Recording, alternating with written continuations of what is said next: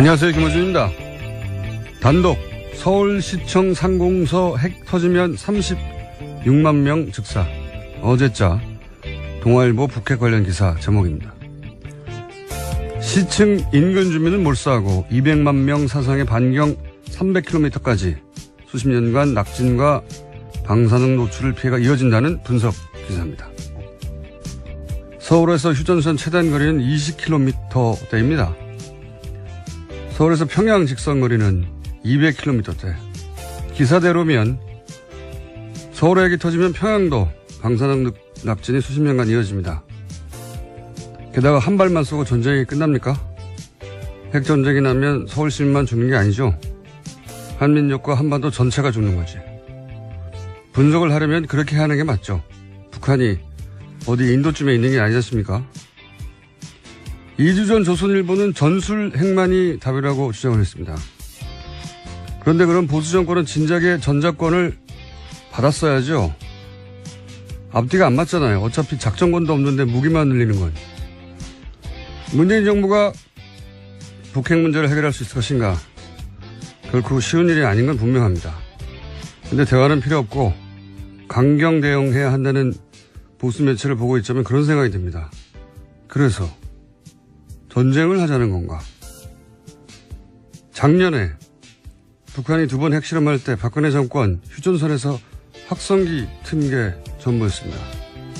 전쟁이 그렇게 좋으면 지난 9년 보수 정권 때 전쟁 안 하고 뭐 했나요? 보수 매체가 북핵 문제를 얘기할 때의 문제는 그래서 대체 어쩌자는 건가? 그걸 모르겠다는 겁니다. 그래서 제 결론은 그렇습니다. 아, 자기들이 무슨 말을 하는지 모르는구나. 김어준 생각이었습니다. 북한 뉴스가 아주 그냥 폭탄처럼 쏟아지고 있어요. 네, 핵실험이 워낙 큰 뉴스라서요. 근데 핵실험은 많이 했어요. 6차례 했습니다. 작년에 2번 있었다는 게 전혀 기억이 안 나잖아요. 작년엔 2번이나 있었습니다. 그때 이제 초강경 대응을 얘기하고 확성기를 틀었죠. 정말로 확성기를 튼 게 전부였어요. 초강경 대응 얘기하면서. 예. 아니, 그러니까 저는 그게 이해가 안 가는 거죠. 예.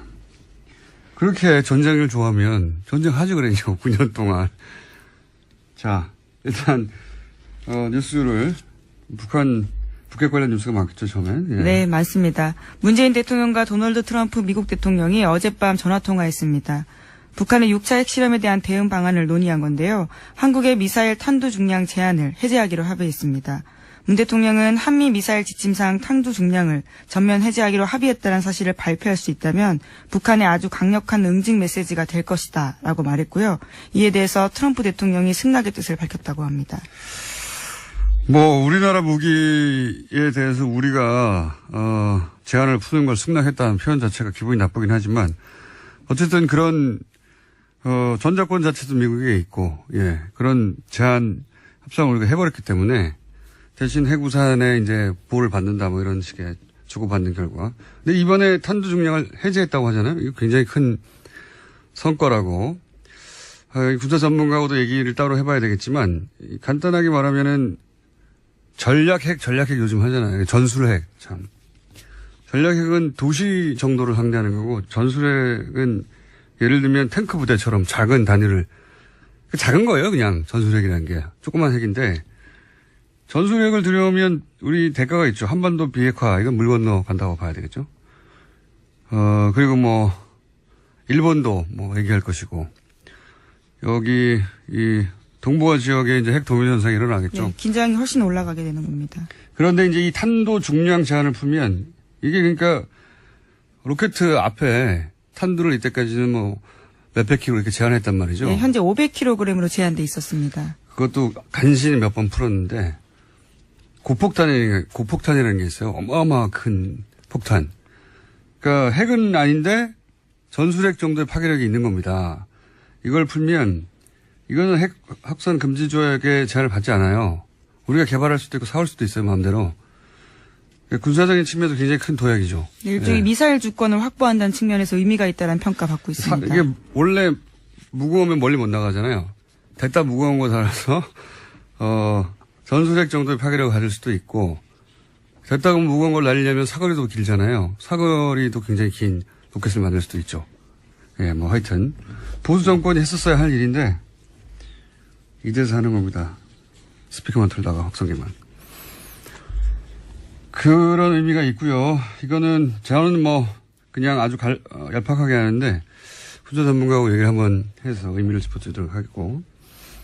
자, 그 외의 뉴스들은 어떤 게 있습니까? 네, 연속해서 문재인 대통령이 다른 나라 정상들과도 통화를 했는데요. 어제 블라디미르 푸틴 러시아 대통령과도 이어서 통화했습니다. 문 대통령은 대북 원유 공급 중단과 북한 해외 노동자 수입 금지 등 북한의 외화 수입원을 근본적으로 차단할 수 있는 방안을 유엔 안전보장이사회에서 진지하게 검토해야 한다라고 강조했다고 하는데요.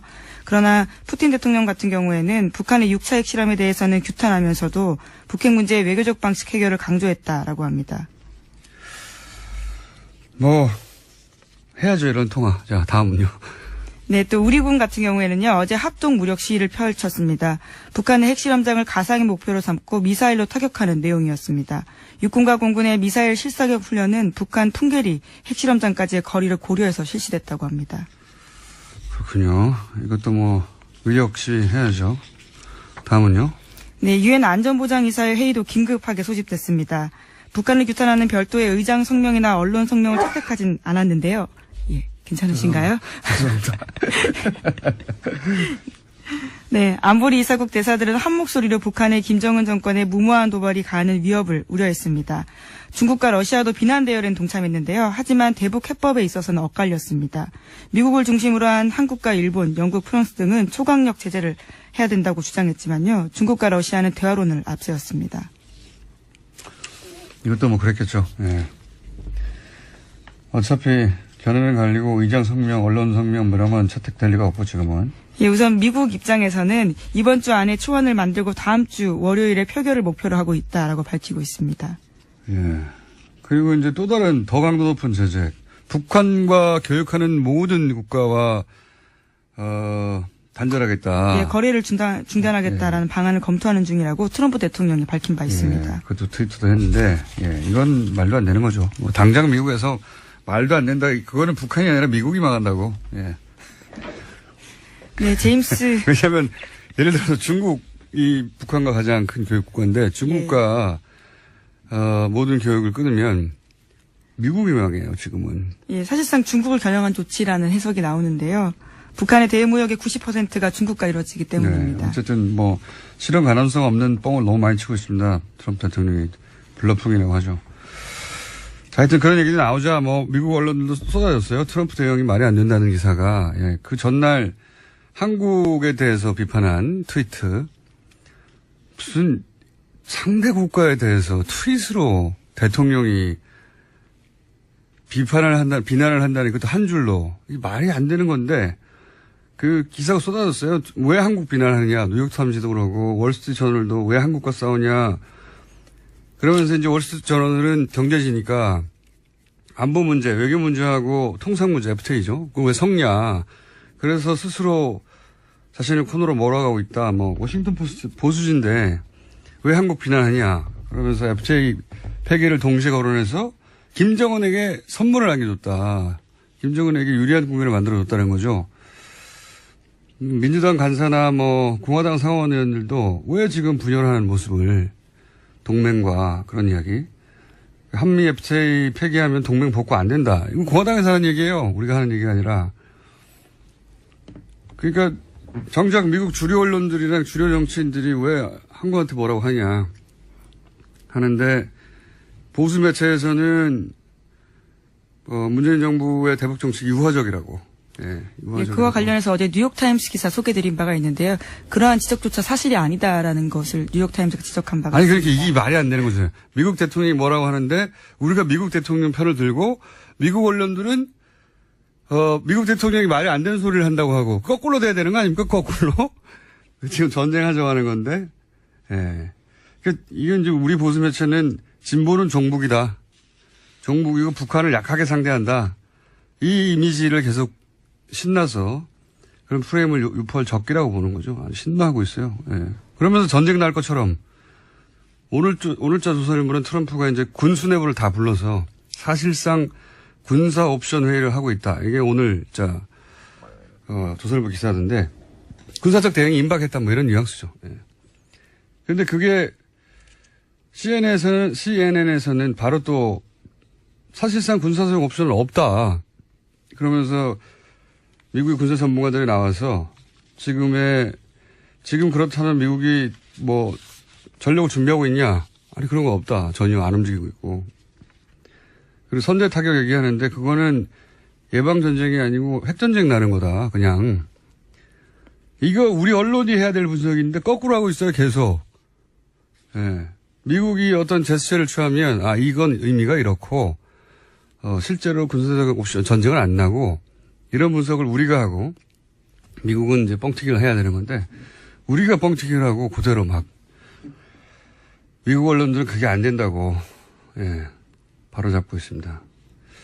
진보는 종북이라는 프레임을 오랫동안 써왔는데 또 하는 거죠. 그러면서 우리나라 대통령이 미국 대통령 말을 안 들어가지고 이제 큰일 났다 이렇게 보도하는 게 지금 보수 매체입니다. 바보 아니면 나쁜 사람들이죠. 자, 또 있습니까? 이 와중에 좀 눈에 띄는 보도가 있는데요. 지난 5월 달에 노르웨이 오슬로에서 열린 북미 비공개 접촉이 있었다라는 중앙일보 보도입니다.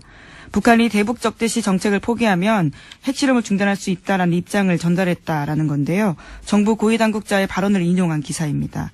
이 당국자에 따르면 지난 5월 8일에 이틀간 오슬로에서 북미 간의 1.5트랙, 그러니까 방관 반민 대회가 있었는데 여기에 참석한 최선희 북한 외무성 미국 국장이 별도의 비공개 미팅에서 자신들의 입장을 설명했다고 합니다. 그 내용에 대해서는요. 미국의 대북 적대시 정책 철회, 대북 제재 해제, 북미 간 평화협정 체결 등을 요구했다라는 겁니다. 이게 핵심이죠. 평화협정 체결. 지금은 6.25 때 정전협정을 했거든요. 예, 전쟁이 끝난 게 아니고 기술적으로는 계속 이어지고 있는 잠시 쉬는 거죠. 근데 무슨 70년간 이어지는 정전이 어디 있습니까? 예. 평화협정 체결을 해야 하는데 이제 북한은 자기들하고 상대할 수준을 넘어서는 어마어마한 크기의 미국에 대해서 이제 거꾸로 생각해 보세요. 미국이 우리한테 핵무기를 겨누고 있다. 무섭잖아요. 예, 기본적으로 그런 공포감이 북한한테 실제로 있고 그래서 이제 전쟁이 끝났다는 평화협정 체결을 하자는 게 요구사항이 오랫동안, 아주 오랫동안. 그러면은 이제 핵실험 안 하겠다고. 핵실험과 미사일 발사 시험 중단하겠다는 뜻을 밝혔다라고 하는데요. 또 이 회의 마치고 돌아가는 길에도 중국 베이징에서 트럼프 정권과 여건이 되면 대화할 것이다라는 말도 남겼다고 합니다. 북한이 대화 제안을 한 거예요. 예. 그리고 트럼프 정부에서도 대화를 곧 있을 것만 같다라는 식의, 트럼프 대통령 발언은 몇 번 있었죠. 저는 이제 이 보수 매체 얘기 나왔길래 마무리를 해보자면, 진보 진영은 간단해요. 전쟁 안 된다? 대화로 해야 된다. 문재인 정부는 그 대화는 힘을 바탕으로 해야 한다. 간단합니다. 로직이. 이거예요. 그 해법이 굉장히 어려울 수 있죠. 예, 어려울 수 있는데, 그래서 동의하지 않을 수도 있습니다. 그런데, 대화가 소용없다고 하는 이 보수 매체나 보수 진영의 주장을 듣고 있으면 그거 뭐 어떻게 하자는 건지가 없어요. 어떻게 하자는 거죠? 보수 정권은 지난 10년간 미국이 하자는 대로 다 했잖아요. 대북제도 다 하고. 대북제도 다 했는데 북한이 무너지기는커녕 경제가 더 나아졌어요, 최근에. 북한의 특수한 어떤 폐쇄 경제가 적응을 한 거죠. 예. 강경당 외쳤는데 그러면 10년간 뭘 강경하겠습니까? 확성기를 튼 게 다인데 정말로. 그리고 한 게 없어요. 개성공단 문 닫은 게 전부예요. 그 다음에는. 개성공단을 문을 닫아서 관계 개선됐나요? 북핵을 포기했나요? 그러니까 이 보수 매체의 북핵 해법은 동의하고 반대할 게 없어요. 미국에 맡기자 말고는 뭘 어쩌자는 건지가 없기 때문에. 하도 뉴스가 갑자기 쏟아지길래 브리핑도 관련해서 쏟아진 걸로 하고. 자, 이거 미국 뉴스 말고 없습니까? 미국 관련 북핵 뉴스 말고? 네, 이재용 삼성전자 부회장 관련된 재판 소식이 있습니다. 유죄 받은 바 있는데요. 이와 관련해서 핵심 증거 중에서 눈길이 가는 문건이 있다라고 합니다. 삼성의 청와대 실시간 보고가 의심되는 문건이라고 하는데요. 이 문건은 지난해 국정농단 의혹이 본격적으로 불거진 작년 10월 달에 안종범 전 수석이 국회 출석 등을 대비해서 보좌관에게 지시해서 만든 문건이라고 합니다. 문건에는 10월 22일 승마 관련 SS 보고라는 문구가 나오는데요. 여기에는 첫 마필 구입 완료라고 적혀 있고 정유라 선수용 마필 58만 유로, 보험 6만 6천 유로라는 액수도 기재돼 있다고 합니다. 특검에서는 수사 당시에 SS가 삼성 또는 최순실을 뜻하며 청와대가 삼성이나 최순실 씨에게 삼성의 정시 지원을 보고받았을 가능성을 추정한 바 있다고 합니다. 이거 약간 주시한 기사입니다. 그러니까 정유라 선수 말을 얼마에 샀다는 걸 실시간으로 청와대에 보고됐다. 네. 이 내용이잖아요. 근데 그렇죠. 이제 여기서 작은 화제는 SS 보고 SS가 삼성이냐 순실이냐 이거 아닙니까? 예. 특검이 특정하지 못했다라고 하는 것 같은데요. 네, 저는 이게 당연히 삼성이라고 보는 게 맞다고 보는 게 승마 관련 SS 보고 이게 이제 청와대 문건 제목이잖아요. 그러니까 제목만 보면 SS로부터의 보고거나 혹은 SS에 대한 보고 뭐 이렇게 볼 수 있지 않습니까? 뒤에 주어 서술어가 없으니까. 근데 이제 만약에 최순실로 SS를 보면 보고 주체가 최순실이 되는 거예요. 이럴 리가 없잖아요. 최순실 박근혜 대포폰으로 통한다는 얘기 있었고 안종범을 거칠 이유가 없죠. 서로 최순실가 무슨 얘기를 해도 안종범 수석이 그걸 비서관을 시켜서 일부러 문서로 날릴 리가 없죠. 예. 네, 관련해서 안종범 전 수석 수첩에도요, SS라는 표현이 나오는데, 2016년 2월 15일, 그러니까 박근혜 전 대통령과 이재용 부회장의 세 번째 독대가 있던 날 메모입니다. 이때 삼성의 요구사항이 SS라고 쓰여 있거든요. 삼성으로 보일 가능성이 큽니다. 그러니까 그 메모도 정황한, 백업 증거지만, 그래서 SS를 순실로 해석하면 뭐 말이 안 되는 게 너무 많아요. 본인이 최순실을 안다는 사실 자체를 안종범 수석이 철저히 숨기려고 했는데 그걸 네, 그렇죠. 그걸 뭐 비서관을 시켜서 일부러 문서로 만들고 남긴다는 게 말이 안 되죠. 하필이면 시읒시읒이 같아서 그런. 예. 네. 이거는 뭐 논란의 여지가 없는 것 같은데 어쨌든 특검은 그렇게 했고 법정에서도 특정되지 않았어요. 예. 근데 어쨌든 핵심은 뭐냐면 말구입이라는 게 이제 그 대통령이 말 사주라고 하니까 삼성이 말 사준 거 정유라한테 주는 것인지 알면서 뇌물인지 알면서 이런 얘기잖아요. 네, 그러니까 작년 10월에도 그런 보고를 했다는 거니까요. 이 문건이 청와대에 있다는 건 대통령이 이게 아마 이렇게 된 거겠죠. 말구입 어떻게 된 거야? 하고 안정무 수석한테 물어보고 안정무 수석은 거의 실시간이니까 삼성한테 확인해서 그걸 보고서로 만들어서 대통령한테 보고하려고 했다. 그러기 위해서 비서관에게 정리시킨 거다. 이렇게 보여지는데 이게 드러나는 건 대통령이 삼성에게 말 사주라고 했고 정유라 특정해서 그걸 또 직접 스스로 대통령이 챙겼고 하는 뇌물의 증거가 되는 거죠. 중요한. 그 흔적이 청와대 문건으로 남았다. 뭐 이런 거죠. 아주 중요한 문건. 근데 고법에서 이제 삼성이 고법을 기다린다고 해서 저희가 잊지 말라고 계속 이 문제를 다루겠습니다. 자, 제목 정도 한 몇 개 읽을 수 있을 것 같아요. 네, 국가정보원 적폐청산 TF 관련해서 계속 소식 전해드리고 있는데요. 48명의 댓글팀장 검찰에 수사 의뢰됐습니다. 이 가운데 유명한 교수가 있다고 했는데 이름이 특정됐습니다. 서경덕 성신여대 교수가 포함되어 있는데요.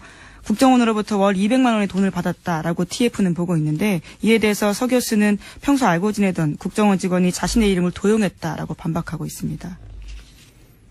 근데 이제 이게 돈을 200씩 몇 차례. 네, 2달 받았다라는 건데요. 영수증이 있다는 거죠? 네, 수령증이 있다라는 겁니다.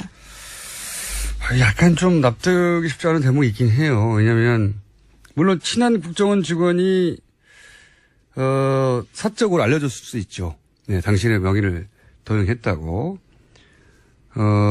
미안하다고, 나중에.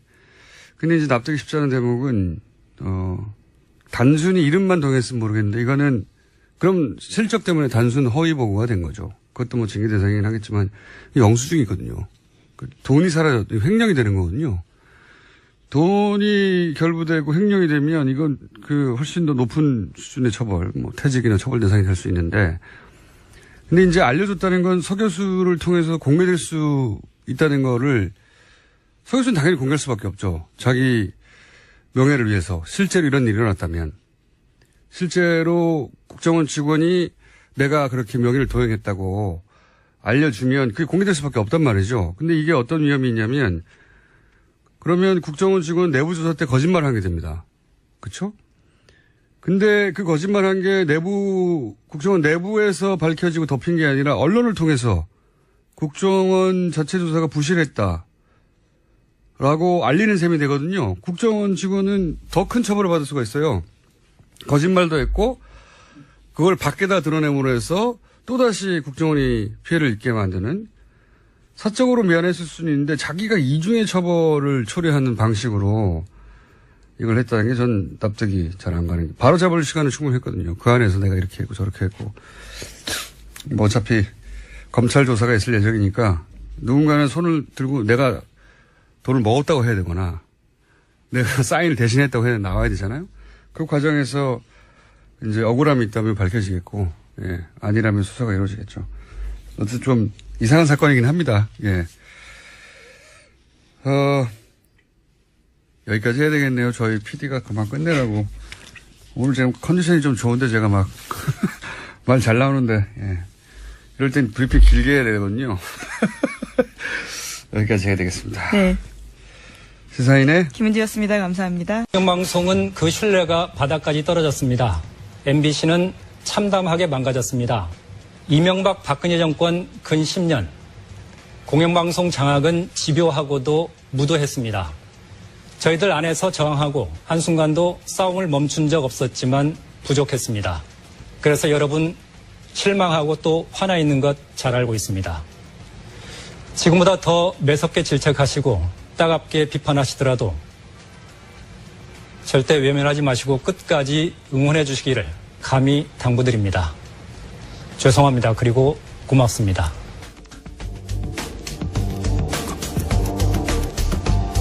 방금 들으신 내용은 9월 1일 전주 MBC의 뉴스 오프닝이었습니다.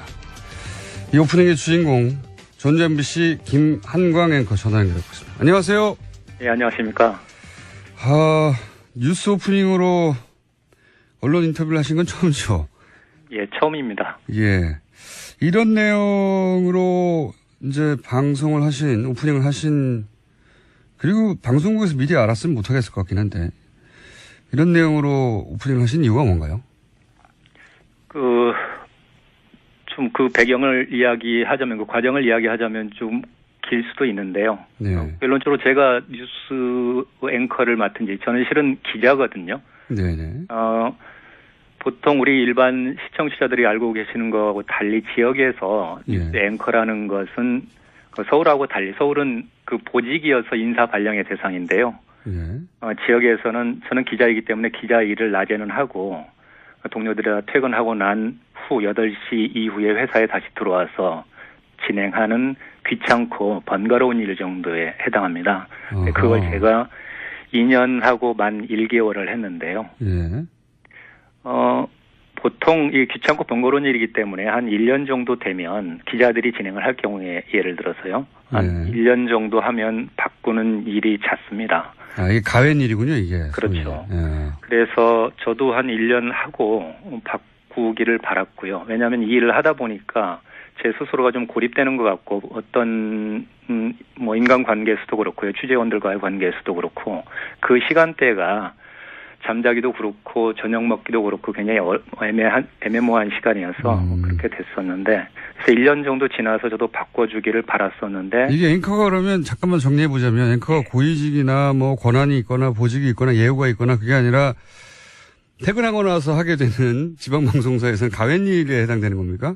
그렇습니다. 그러니까 전혀 보직이 아니기 때문에 인사발령 대상이 아니고요. 보도 책임자가, 예를 들어 보도국장이 너 오늘부터 이 일 해, 그러면 해야 되는 그렇군요. 그런 일이죠. 그러면은 오히려 뭐랄까요, 뒷방으로 물러가, 혹은 뭐 취재 일선에서 물러가, 이런 이야기입니까? 보통은? 저 같은 경우는 그랬습니다. 왜냐하면 제가 언론노조 MBC 본부에서 수석 부위원장으로 파견 근무를 하고 2년 한 3개월 됐었거든요. 그 일 끝나고 지역에 내려오자마자 10일 만에 이 일을 시켰거든요. 노조 지부장을 끝내자마자. 그리고 다른 일을 주지 않고 오로지 이것만 맡겼기 때문에 처음에는. 그렇군요. 그래서 취재 현장을 나갈 수는 없었고 오로지 이 일만 하는데, 그러다 보니까 취재원과의 관계도 맺기가 확장하기 하기가 어려운 상황이었었고 그래서 이 일에 대한 어떤 부담을 좀 많이 가지고 있었던 건 사실이죠. 승진도 역전이 됐겠군요, 당연히 그러면.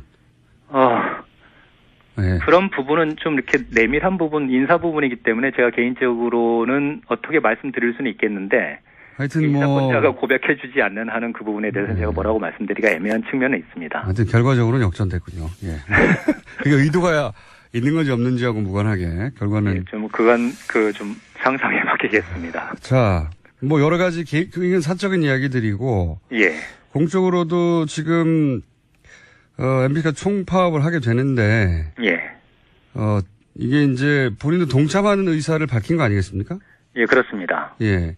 근데 이게 함께 하시는 분들 뭐 다른 아나운서나 혹은 뭐 함께 일하는 방송국의 다른 분들에게 피해가 갈까봐 미리 말씀을 못 하셨을 것 같기도 한데요. 어떻습니까?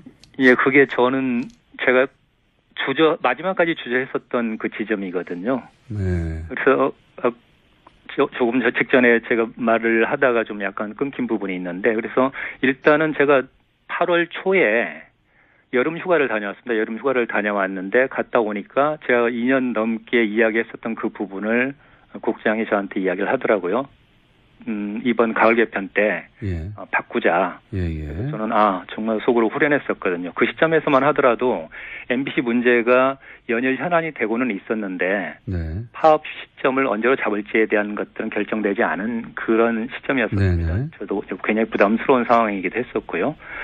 그래서 9월 달부터는 제가 안 하는 것으로 이제 이야기는 돼 있었는데 공교롭게도 파업 시점하고 그 시점이 딱 정확하게 맞물렸습니다.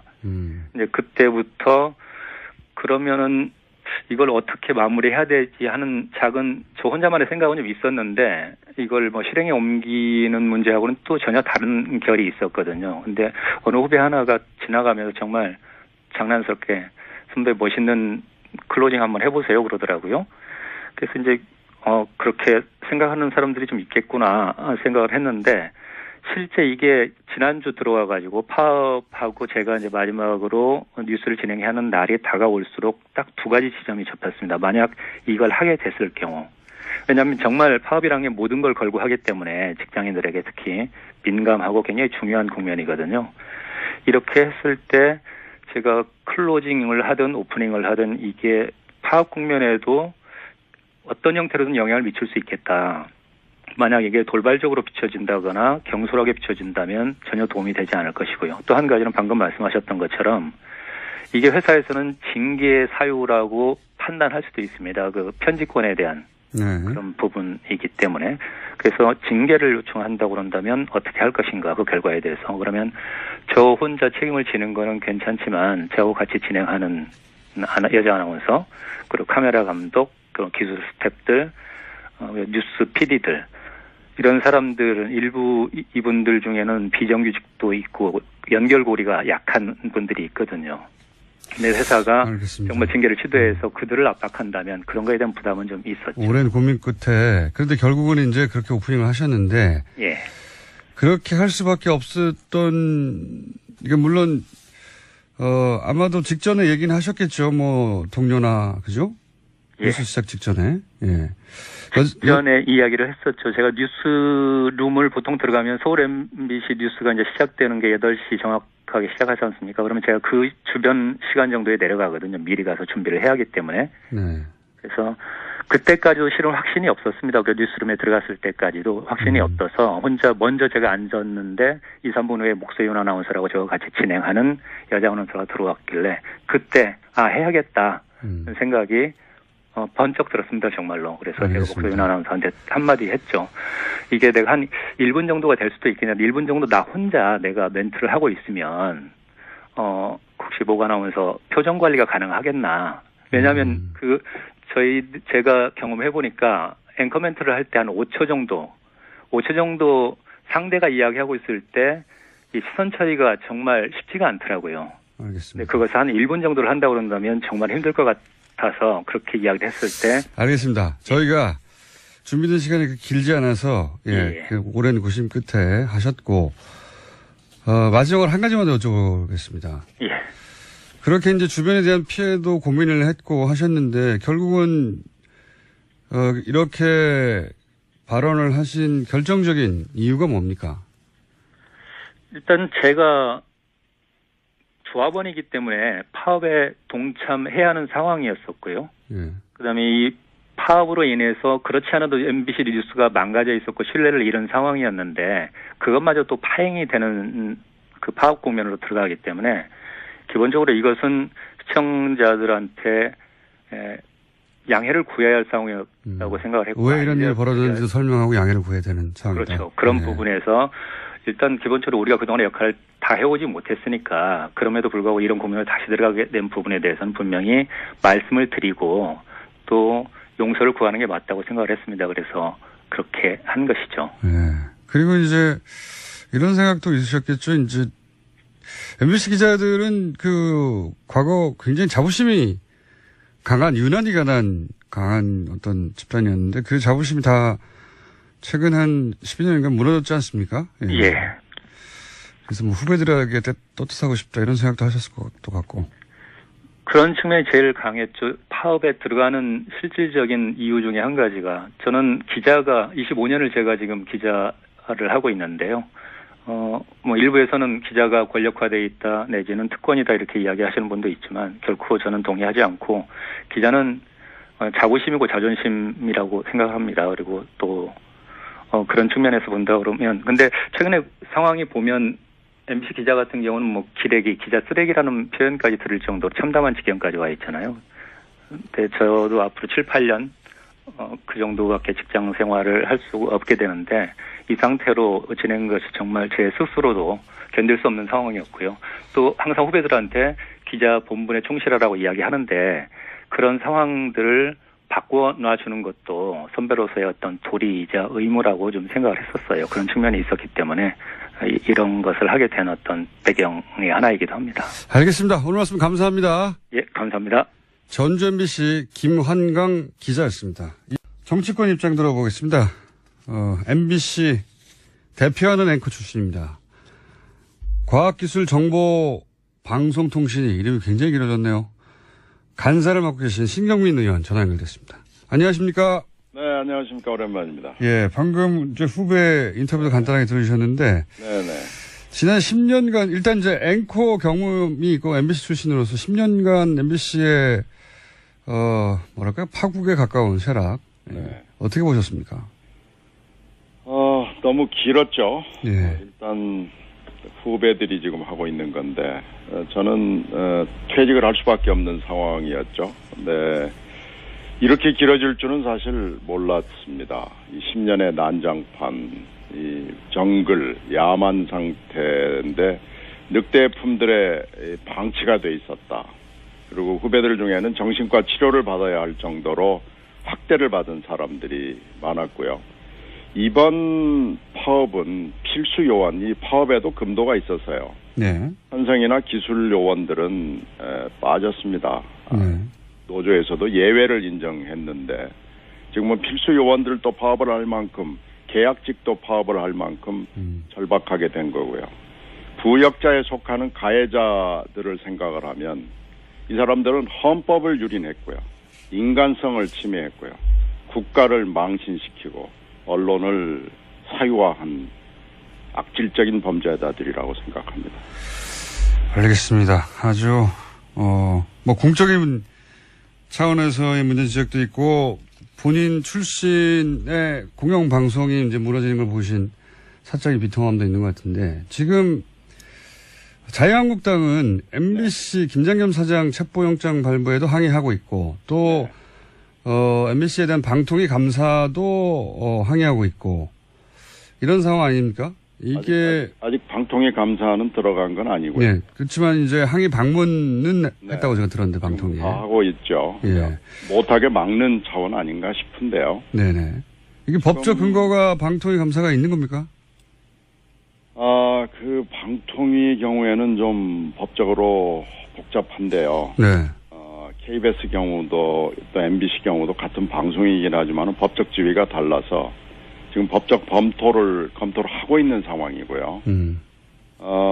지금 우리들이 내부적으로, 정당이 내부적으로 법적 검토를 한 바에 따르면, 방통위가 그 사이에는 지난 10년 동안은 언론사 내부의 일이고 노사관계라고 그러면서 아무 일을 안 했거든요. 근데 이렇게 공영방송 2개가 다 전면적으로 정지된 상황에서 방통위가 손을 놓고 있다는 건 사실 말이 되지 않고요. 상식에도 부합하지 않습니다. 충분히 방통위가 그게 감사가 됐건 검사가 됐건 개입할 수 있는 근거는 충분히 있고요. 넘치고 넘친다고 볼 수 있습니다. 직원들은 MBC도 그렇고 KBS도 그렇고 특히 MBC 같은 경우에는 직원들이 여러모로 학대당했다 또는 그런 식의 증언이 많으니까요. 그 자체만 따지더라도 감사를 해야 될 것 같긴 한데.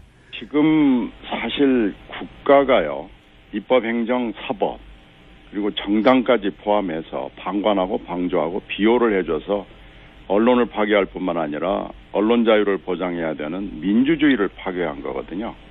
그러니까 이건 헌법부터 시작해서 법까지 모든 것을 다 망가뜨린 거고요. 정당은 무자격한 사람들 공천을 해가지고 이 망가뜨리는데 사실은 공범이라고 볼 수가 있습니다. 그런데 이것을 법을로 있느냐라고 묻는 것은 공당으로서 해야 될 일이 아니고요. 지금 타락한 민주주의가 이런 추락한 공영방송을 만들었기 때문에 이 야만과 이 정글 상태는 끝내야 됩니다.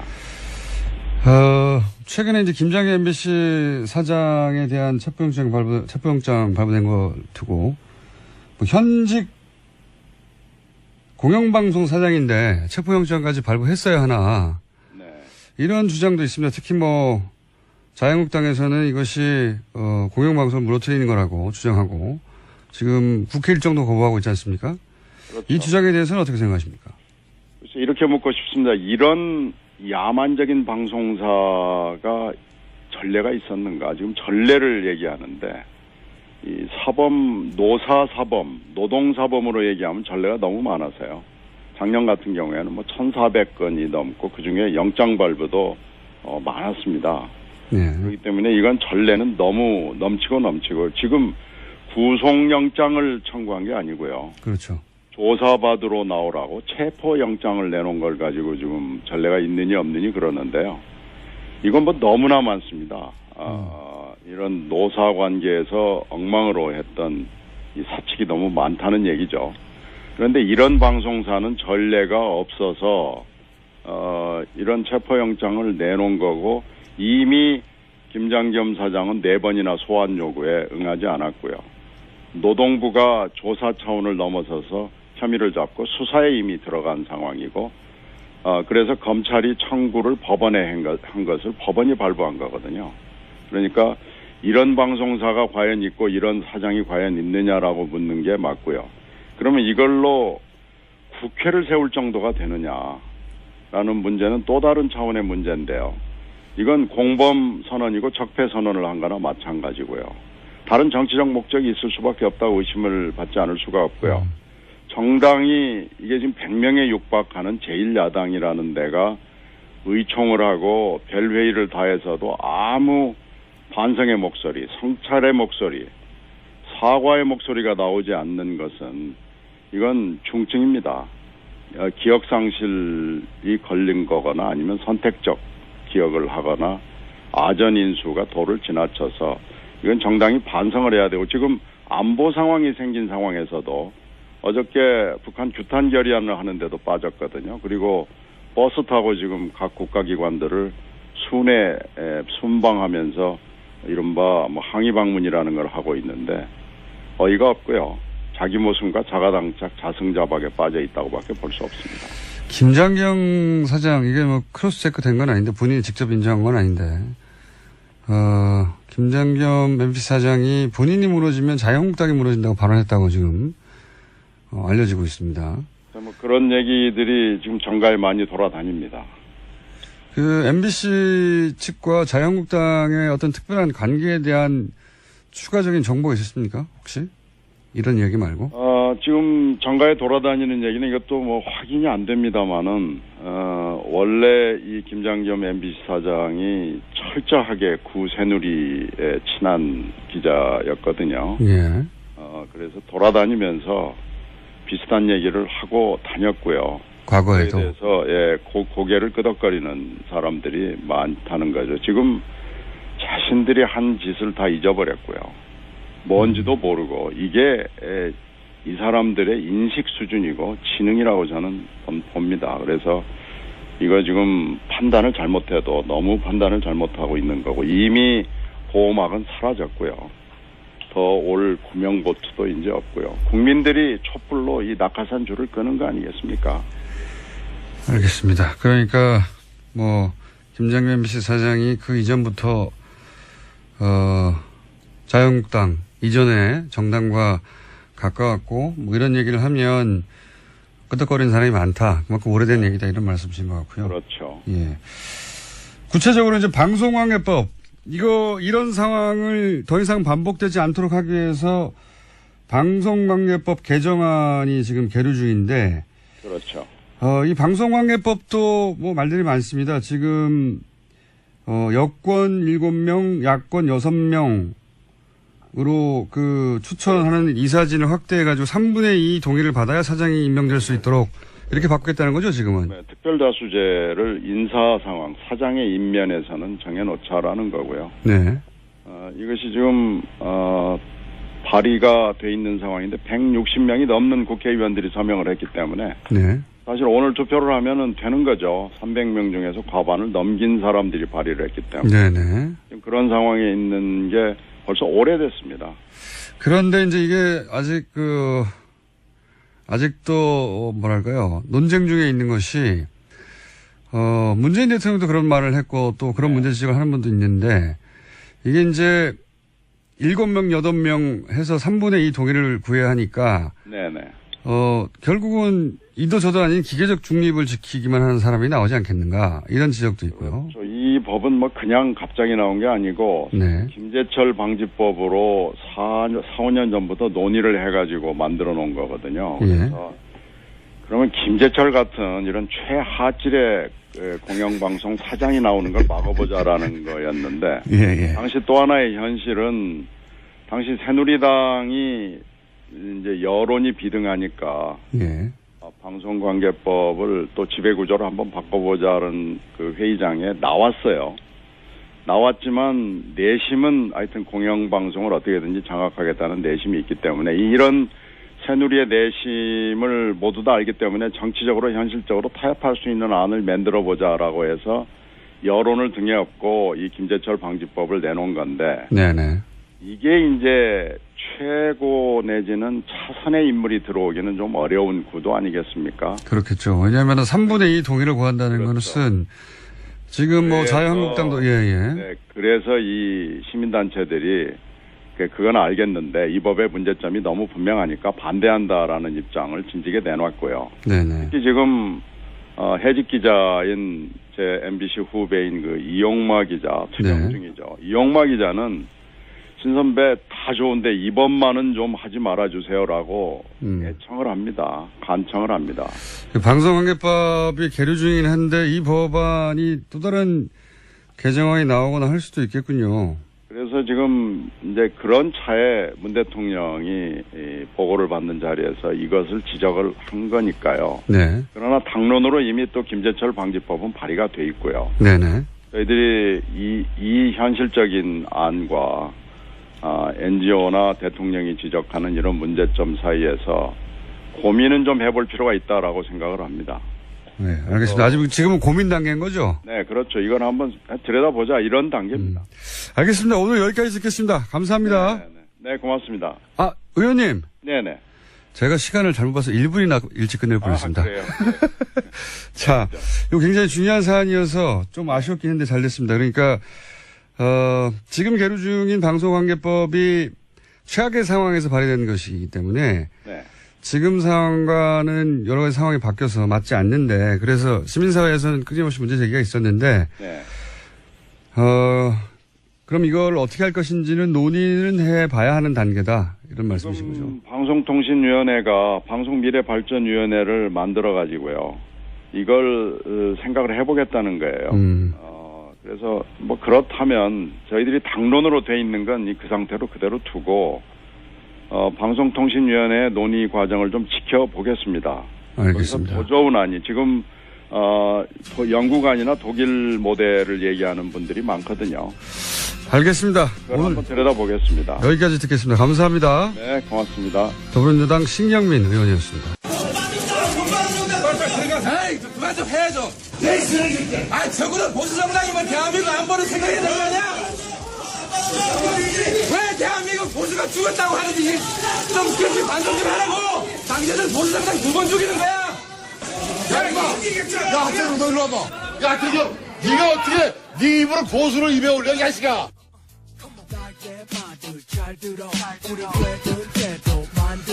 네, 방금 고성과 개성을 지른 하태경 의원 나오셨습니다. 안녕하십니까. 예, 안녕하세요. 하태경입니다. 핫해 나왔습니다.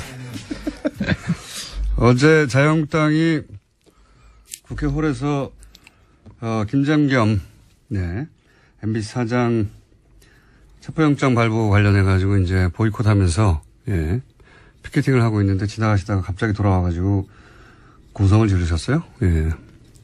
고성보다는 개성이 가까웠어요. 제가 좀 목청이 약해요. 그래서 이번에 사실은 불후의 명곡 나오라고 섭외를 받아가지고 그 목청을 좀 뚫어야 되지 않냐.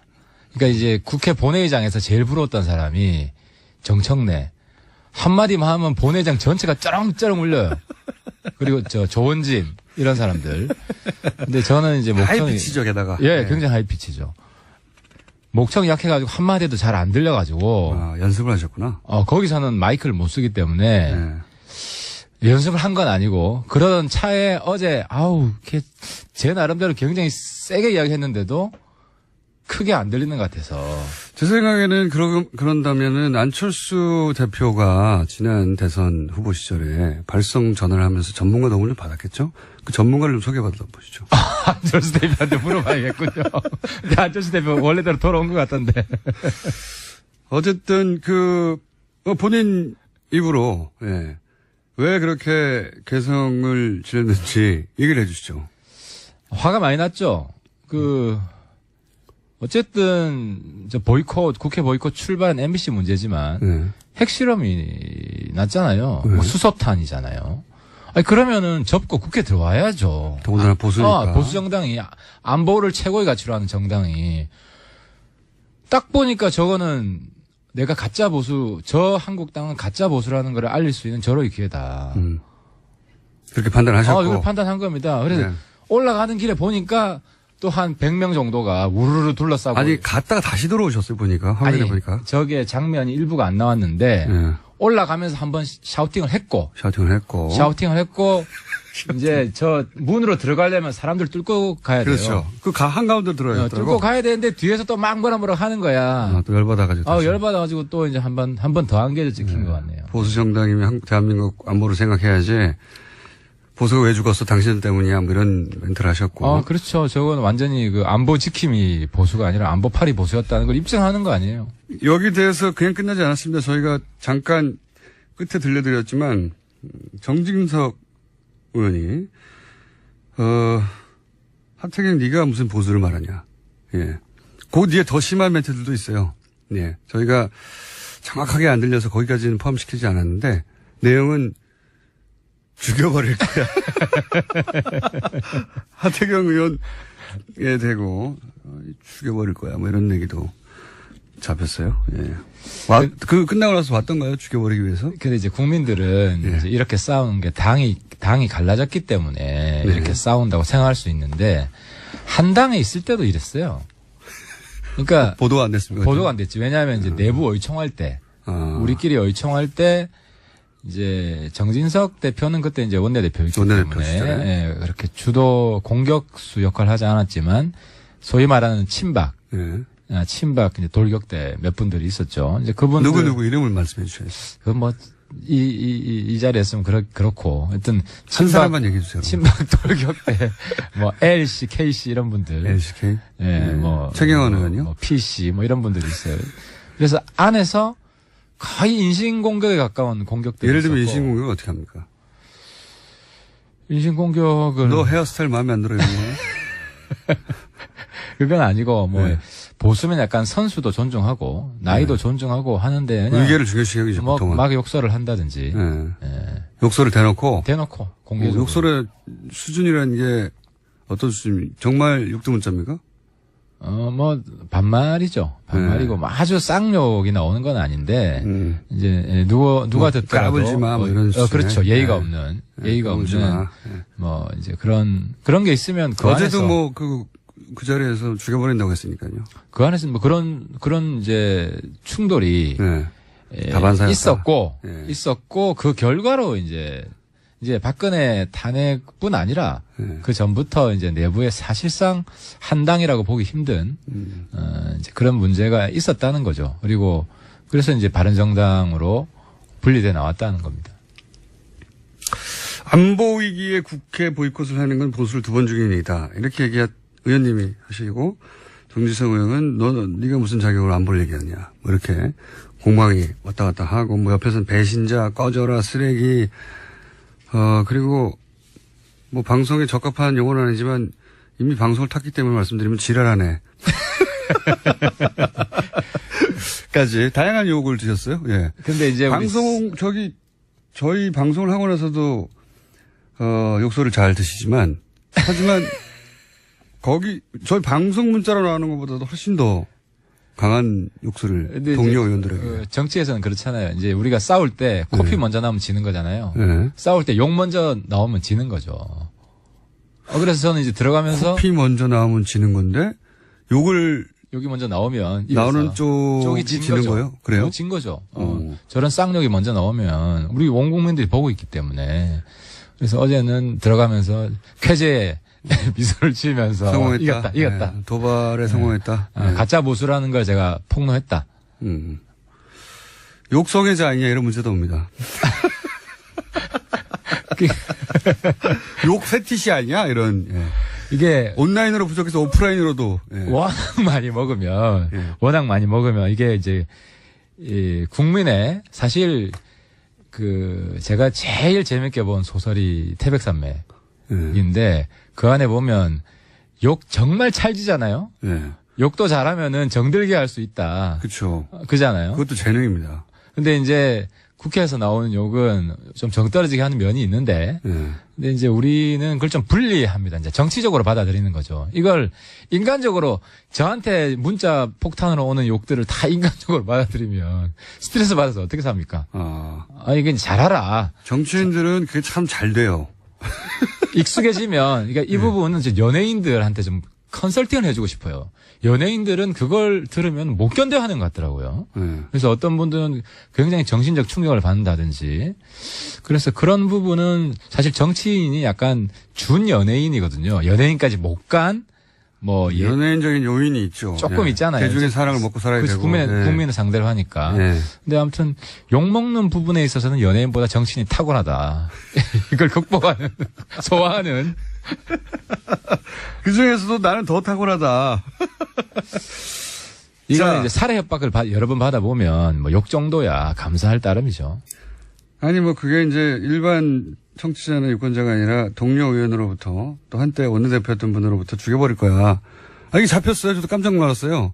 죽여버릴라. 이제 그 부분을 시리어스하게 듣는 분은 많지 않을 것 같고요. 어쨌든 실언을 하신 거죠. 오늘 칭찬 문자가 이렇게 많이. 반성하고 있을 겁니다, 아마.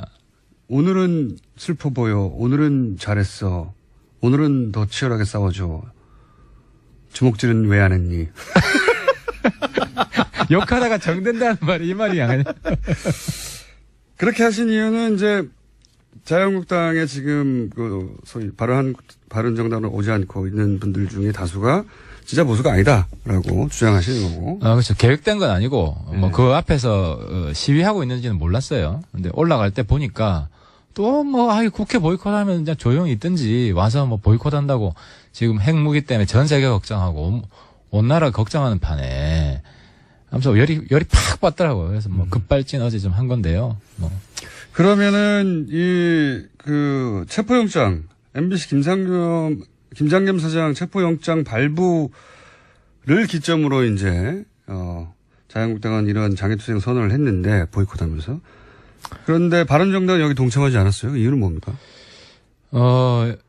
일단 핵실험 국면에서 국회 보이콧하는 건 말도 안 된다. 이건 우리가 진짜 보수를 표방하는 안보를 최상의 가치로 그 측면에 하나 있고 또 한 가지가 뭐냐면 이 법치주의 면이 있었어요. 어쨌든 체포영장 발부한 거는 판사가 한 거잖아요. 그렇죠.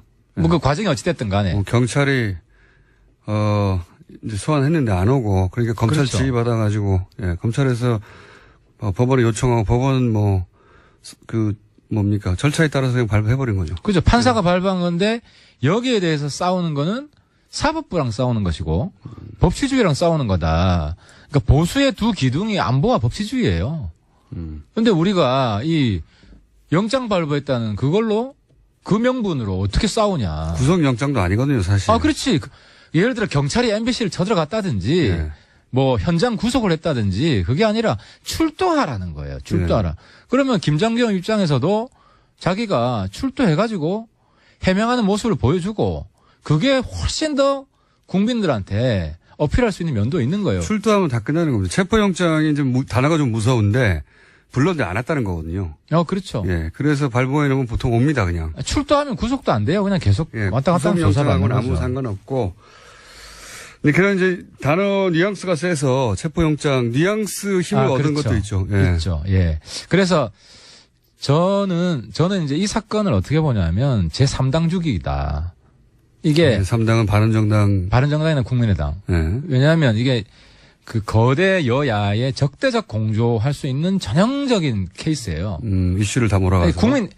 MBC 내부 문제 지금 그 여당 쪽이나 여당 지지자분들이 잘못 알고 있는 게 있는데 MBC 내부 문제에 대해서 국민들이 잘 몰라요. 사실 저도 최근에 MBC 기자들 이야기 듣고 그동안 저런 일이 있었구나. 네. 먹고 살기 바쁜데 대부분의 국민들은 잘 모를 수도 있습니다, 실제. 네. 잘 몰라요. 예. 그런데 갑자기 방통사 사장을 체포해? 네. 그러니까 제가 어제 지역구 가서 우리 라이언스 클럽 회원들하고 소주 한잔 했어요. 라이언스 클럽 회원이십니까? 아니 친해요. 우리 해운대. 그냥 친하시곤 하고. 하는데 다들 그 정도 경제적 형편은 안 되시잖아요. 그래서 명예 회원인데요. 네. 다들 그러는 거예요. 이제 속 내용은 모르니까 왜 방송사 사장을 체포해? 권력이 너무 앞서가는 거 아니야? 그러니까 거친 거예요. 네. 그래서 MBC 문제 해결이 저는 필요하다고 생각이 되는데 좀 차분하게 국민들한테 알리고 그러니까 지금 MBC 내부는 들끓고 있어요. 저도 만나봤어요. 그러니까 바로 뒤엎고 싶은 마음이 지금 화라산이 막 터지듯이. 네.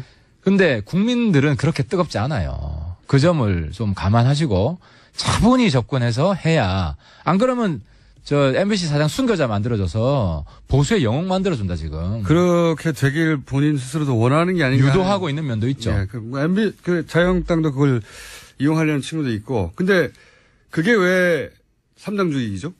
왜냐하면은 자유한국당 입장에서는 권력이 방송을 장악하려고 한다는 그런 사인으로 국민들한테 선동할 수 있고. 네. 그러면 딱 핵실험 때문에 지금 막힌 거예요. 북한이 그 자유한국당의 기도를 분쇄한 건데 어떻게 보면 이번에 결과적으로. 그러니까 이제 다른 정당 안 보이게. 그렇죠. 중간 정당 안 보이고 네, 적대적 대립으로 가는 거죠. 네. 그러면 중간 목소리, 합리적 목소리는 사그라들고. 그런 정치 효과 있죠. 그렇죠. 예. 그러니까 이제 저희들 입장에서는 이 싸움을 말리는 게 우리 필요한 것이고.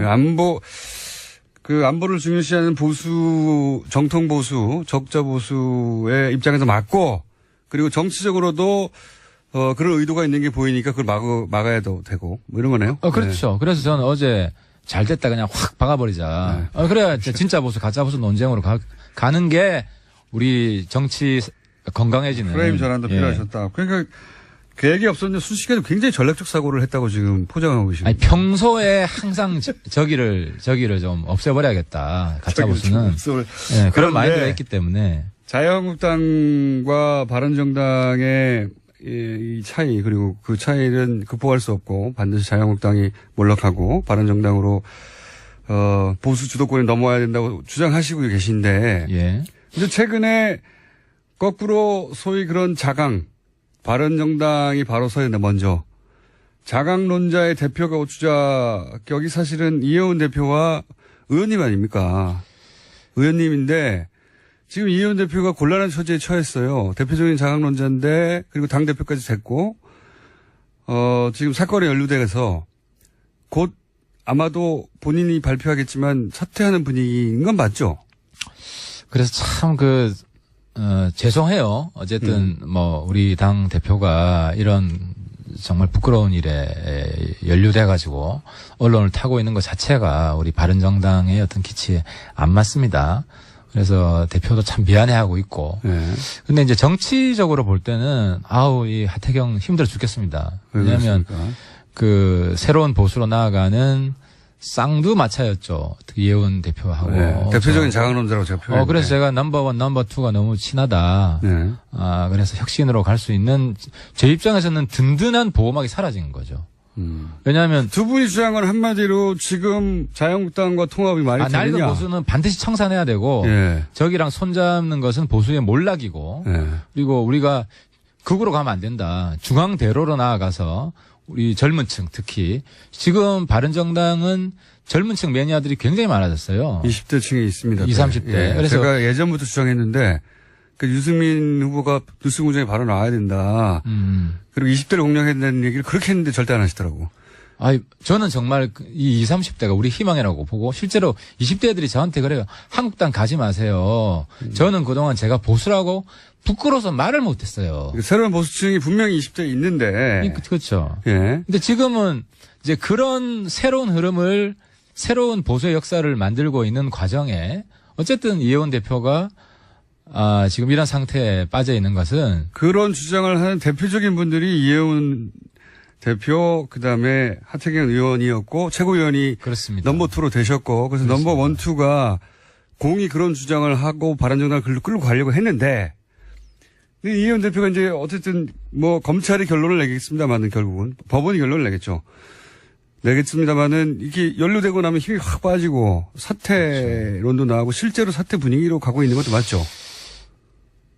그러니까 이제 우리가 말미를 좀 주었습니다. 많은 어쨌든 사퇴한 수순이죠. 이혜원 대표가 이 상황을 극복할 수 있으면 국민들을 납득시킬 수 있다면 상황 반전이 있을 수도 있지만 그러지 못한다면은 힘들지 않겠냐. 근데 이제 제가 조금 전에 말씀드리려고 한 거는 모든 사건엔 정치적 의미가 내재되어 있는데. 그렇죠. 어쨌든 이혜원 대표 자강론자가 이렇게 된 것은 누가 가장 좋아하겠냐. 결과적으로. 낡은 보수가 가장 좋아할 일이다. 자유한국당이 제일 좋아할 일이다. 그래서 좀 너무 저 개인적으로도 우울하고 힘들고 어쨌든 이거 잘 극복해야 되지만 우리 새로운 보수로 가려는 흐름에 있어서는 굉장히 큰 타격인 건 맞습니다. 자유한국당이 이제 결과적으로 좋아한다는 얘기는, 결국은 자유한국당 일부에서 그리고 바른당 일부에서도 나오는, 통합론, 여러 가지 형태. 통합론의 큰 걸림돌이 이혜원 대표가 될 수도 있었는데 이 걸림돌이 제거되는 정치적 효과가 나지 않습니까? 원투는 원하지 않았던. 그렇죠. 그러니까 제가 볼 때는 보수 폭망의 길인데, 한국당하고 무원책하게 합당하는 그런 흐름이 내부적으로 강화된 면이 있죠. 그렇죠. 면이 있죠. 강화됐죠, 분명히. 틀림없이 강화됐습니다. 강화됐죠. 원투가 반대하던 것에 일단 원 대표가 날아가는 국면이고, 그다음은 하태경 의원 아닙니까? 이제 날아갈 그래서 아마 저희 당에서는 다음에 누가 비대위원장 체제로 갈 거냐. 비대위원장 체제로 가면 아무래도 제일 지금, 박수를 많이 받는 비대위원장은 유승민입니다. 그리고 물론 김무성 대표 동의가 있어야 됩니다. 저희 당 세력 관계 구조상. 근데 이제 그게 아니다. 유승민 대표는 안 나올 것 같은데요. 그래서 지금 저희 당은 유승민 대표도 자강론자인데 그렇습니다. 그렇습니다. 그러면 전화위복이 될 수도 있고 아니면은 대행 체제로 오래 가게 되면 대행 체제가 원내대표 대행 체제로 가게 됩니다. 원내대표 대행 체제 그분도 자강론보다는 통합론에 가깝지 않습니까?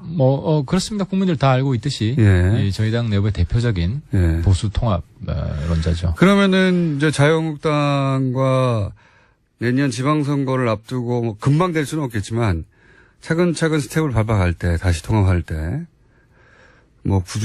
설들은 많잖아요. 자유한국당 일부 나오고 바른정당 일부 나오고 국민의당 일부 나오고 이런 설도 있고 바른정당과 자유한국당이 합치는 설도 있고, 그다음에 바른정당과 국민의당과 합치는 설도 있고, 설도 있고, 예. 많은 설이 있지만, 기본적으로 바른정당의 두 분은 국민의당과는 일부 연대나. 그래서 정치적 연대할 수 있다는 거죠. 할 수 예. 있지만, 자유한국당이 저 상태인데 자유한국당하고 둘이만 합치는 건 말이 안 된다. 이렇게. 그러니까 이제 저희 당의 보수통합론자, 한국당 합당론자죠. 고민은 합당의 명분을 자유한국당이 주지 못할 것이다. 그러니까 이제 합당의 명분은 합당론자, 이제 보수통합론자 입장에서는 박근혜와 친박 팔적의 출당입니다. 근데 지금 두 분은 이미 당을 나갔기 때문에 박근혜 대통령도 탈당시킨다고 하잖아요. 그 출당시키고 이제 출당 참. 박근혜 출당만으로는 안 되고 친박 의원 지금 6명이 남아 있습니다, 당내에. 그 6명을 출당을 시켜야 되는데 한 명도 출당을 못 시킬 것 같아.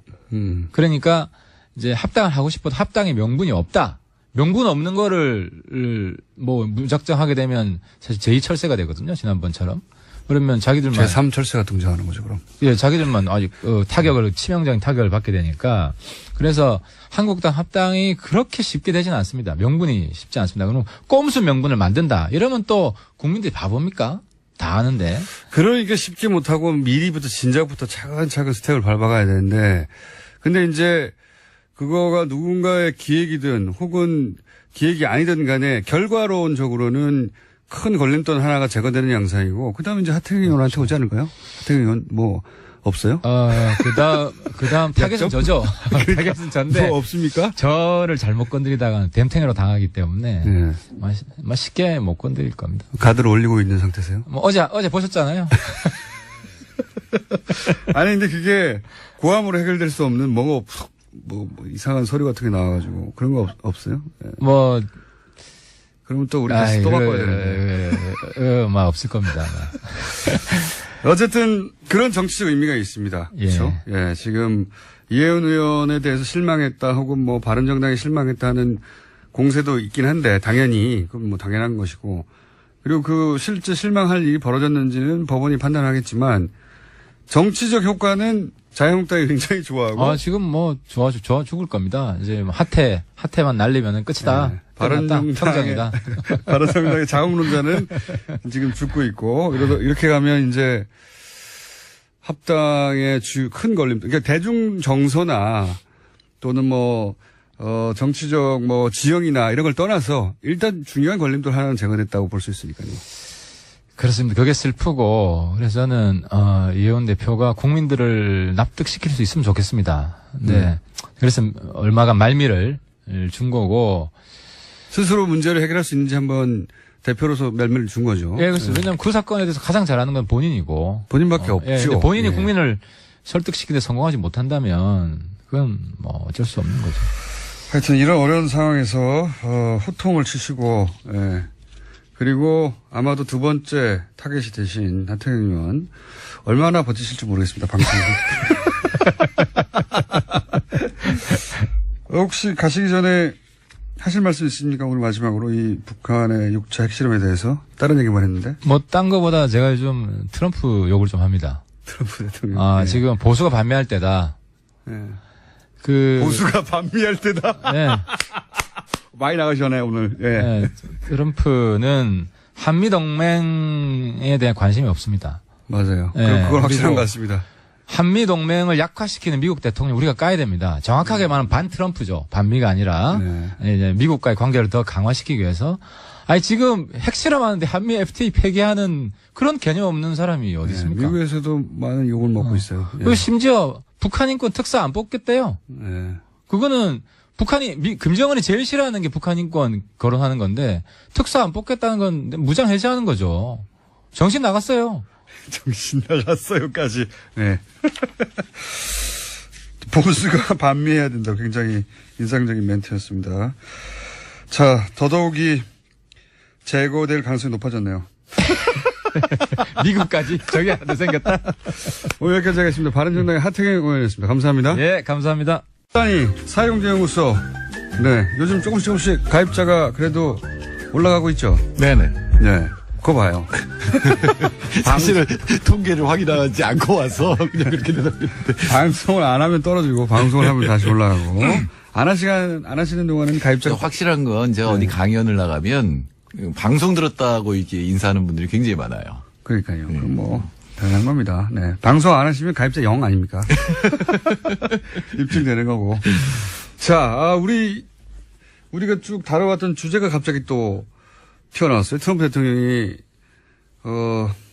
북핵 실험하는 날 하필이면 한미 FTA 폐기를 얘기해가지고 네. 미국에서도 굉장히 말이 많습니다. 왜 이거 군사적인 안보 사안과 통상 문제를 섞어가지고 그러니까 트럼프 대통령이 잘못했다는 거죠. 통상 문제를 제기하는 자체가 잘못됐다기보다는 왜 이 시점에서 거꾸로 통상의 협상력도 떨어뜨리고 욕도 먹느냐. 지금 동맹이 중요한데 이런 얘기 할 때냐. 이런 얘기가 이제 나오거든요. 뭐 우연의 일치이긴 한데 물론 이제 북한의 핵 미사일 문제가 굉장히 심각할 때 이런 얘기를 했는데 어쩌면 거꾸로 생각했을 수도 있어요. 실제로 그랬을까 싶긴 한데 저는 지금 트럼프 대통령이 하는 일은 계산이 자기 지지층 결집에 필요한 일은 다 해요. 이때까지 그래왔죠. 네. 어떻게 그게 논리적이지 않은 것 같은데 굳이 따져보자면 우리나라 정말로 안 하려고 했던 게 사드 도입이었잖아요. 그럼 박근혜 정부에서도 전략적 모호성을 5년간 이렇게 3년간 유지시켰다가 이제 도입을 했는데 그게 북한이 위기를 조장하니까 한미동맹 강화차 미국의 요구를 들어준 거잖아요.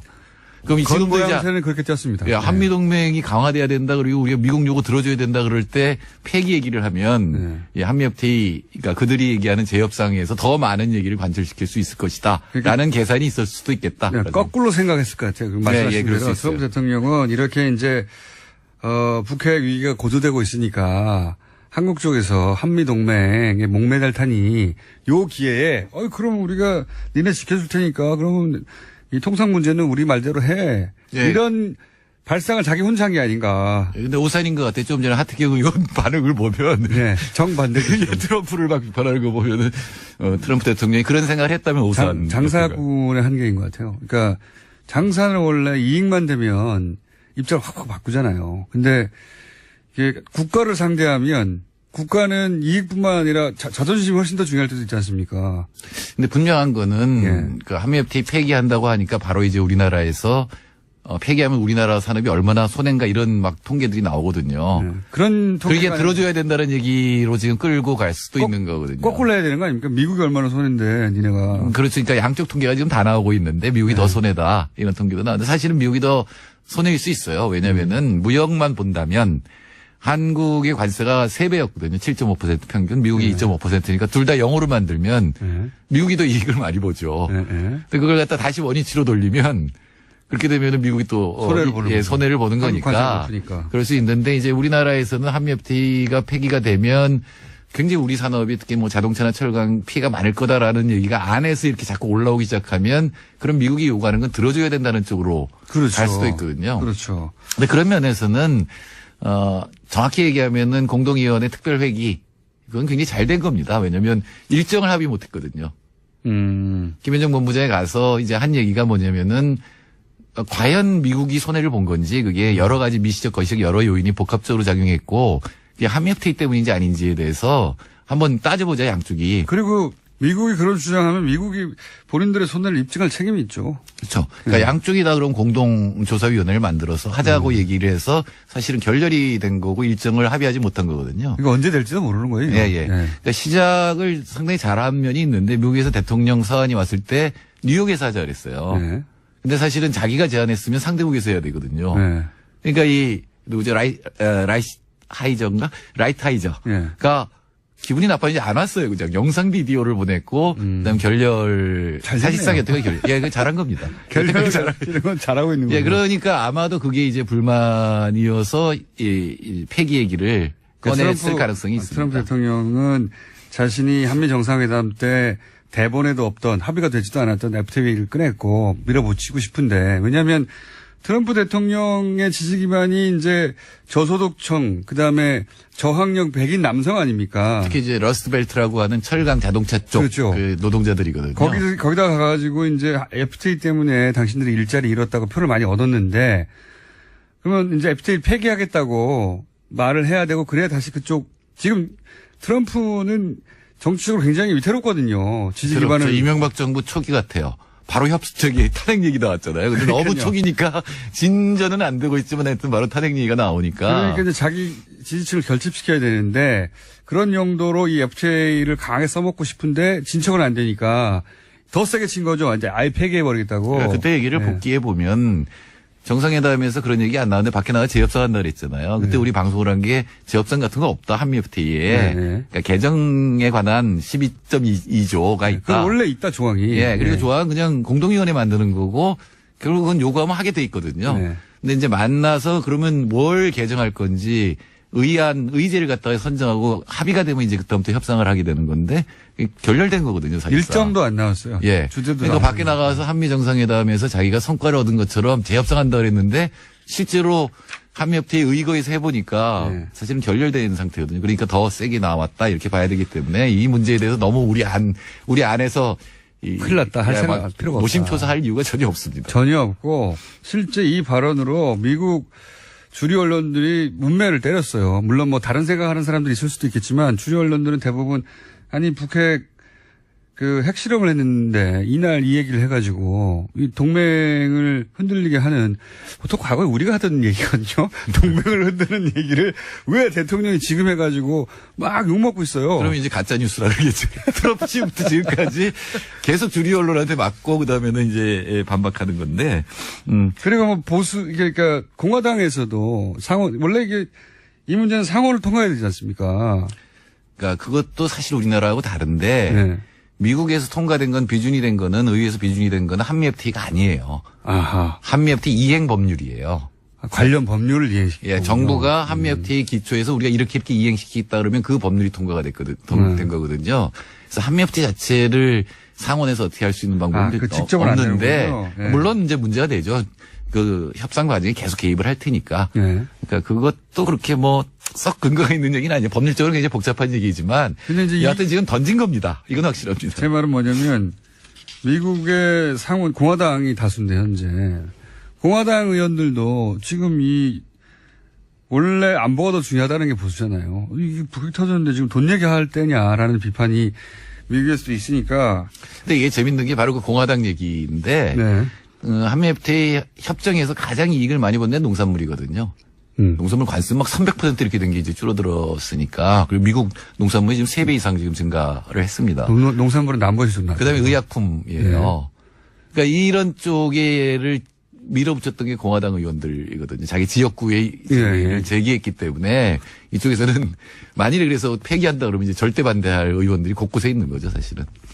그러니까요. 생각처럼 한미 FTA 폐기는 이루어지기 굉장히 어렵고 이건 뭐 초기에 이제 딜의 주도권을 잡아가려고 하는 트럼프 대통령의 특유의 이제 블러핑 질른 거인 것 같은데 지르는 타이밍이 운이 없는 건지 머리가 나쁜 건지 안 좋아서 역풍이 불고 있다. 이렇게 생각하면 될 것 같고 그런데 실제로 폐기하는 게 가능하긴 하죠. 가능하죠. 통보만 하면 됩니다. 반대 다 떠나가지고 어느 일방이 통보하면 되는 거 아닙니까? 네, 통보하면 6개월 뒤에 자동 폐기예요. 그러니까요. 우리가 통보하거나. 그렇게 되면은 통보하면 우리가 할 수도 있는 거고 통보하면 이제 협상을 요구를 하고 이제 토론을 요구하게 돼 있고 그 다음부터 다시 협상이 시작돼서 이 폐기하자고 한 쪽의 얘기를 들어주면 폐기가 안 되는 거지만 만일에 그런 과정에서 결렬이 되면 그냥 폐기. 그러니까 내가 폐기를 요구하고 그 사이에 6개월 동안 협상하는데 애초에 그러니까 내가 주장한 요구를 안 들어주면 그쪽에서는 우리든 미국이든 이 요구를 안 들어주면 일방적으로 폐기하고 양쪽 모두 일방적으로 폐기할 권한을 가지고 있긴 하죠. 그렇죠. 그러니까 6개월 뒤까지 이건 시한이 정해진 협상이죠, 근데. 네. 그러니까 이렇게 해석하는 분도 있습니다. 이게 잘 협상이 진전이 안 될 것 같으니까 폐기를 던져놓고 그다음에 6개월 동안 협상을 해서 뭔가 끝내려고 그러니까 이제 벼랑 끝 전술처럼 이렇게 한다는 얘기도 있는데 제가 보기에는 그런 것도 아닌 것 같아요. 그냥 던진 것 같아요. 그러니까요. 그런 전략적 사고를 한 건 아닌 것 같고. 왜냐하면 그러려면은 안에서 여러 가지 이 참모들하고 얘기를 하고 관련 부처하고 얘기를 해야 되는 거거든요. 근데 틱 던져버렸기 때문에 참모들이 또 반대하고 있거든요. 예.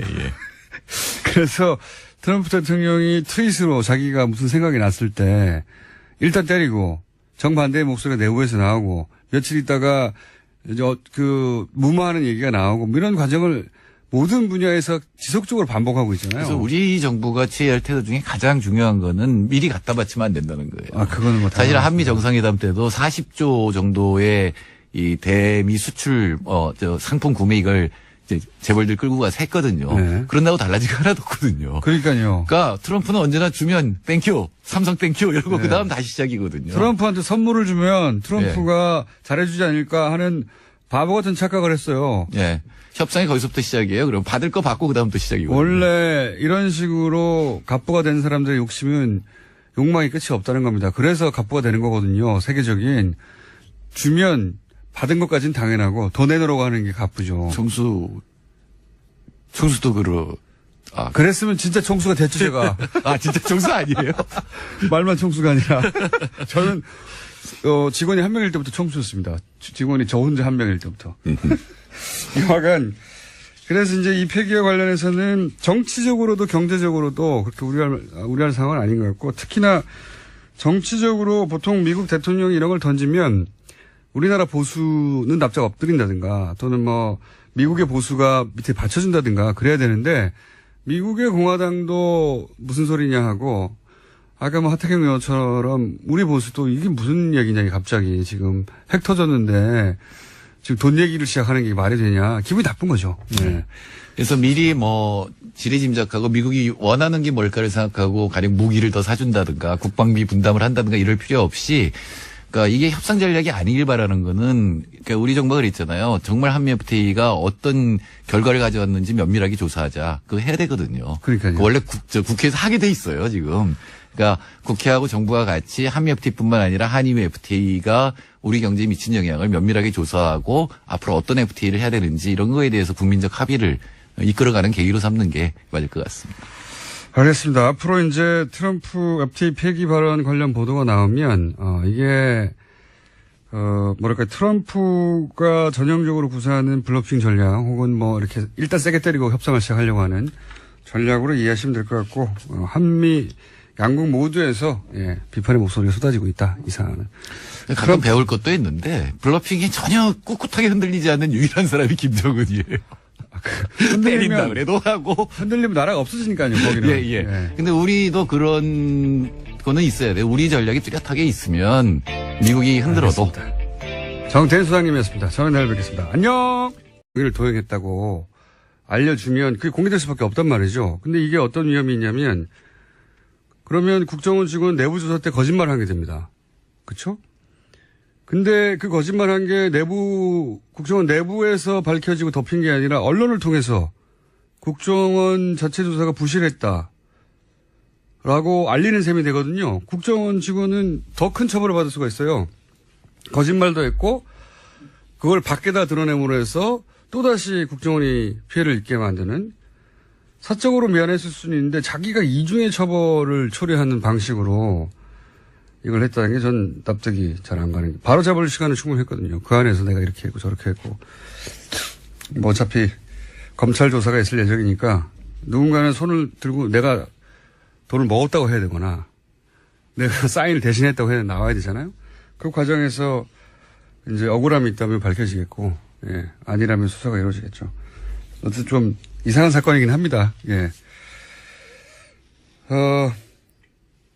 여기까지 해야 되겠네요. 저희 PD가 그만 끝내라고. 오늘 지금 컨디션이 좀 좋은데 제가 막 말 잘 나오는데, 이럴 땐 브리핑 길게 해야 되거든요. 여기까지 해야 되겠습니다. 네. 시사인의 김은지였습니다. 감사합니다. 공영방송은 그 신뢰가 바닥까지 떨어졌습니다. MBC는 참담하게 망가졌습니다. 이명박 박근혜 정권 근 10년 공영방송 장악은 집요하고도 무도했습니다. 저희들 안에서 저항하고 한순간도 싸움을 멈춘 적 없었지만 부족했습니다. 그래서 여러분 실망하고 또 화나 있는 것 잘 알고 있습니다. 지금보다 더 매섭게 질책하시고 따갑게 비판하시더라도 절대 외면하지 마시고 끝까지 응원해 주시기를 감히 당부드립니다. 죄송합니다. 그리고 고맙습니다.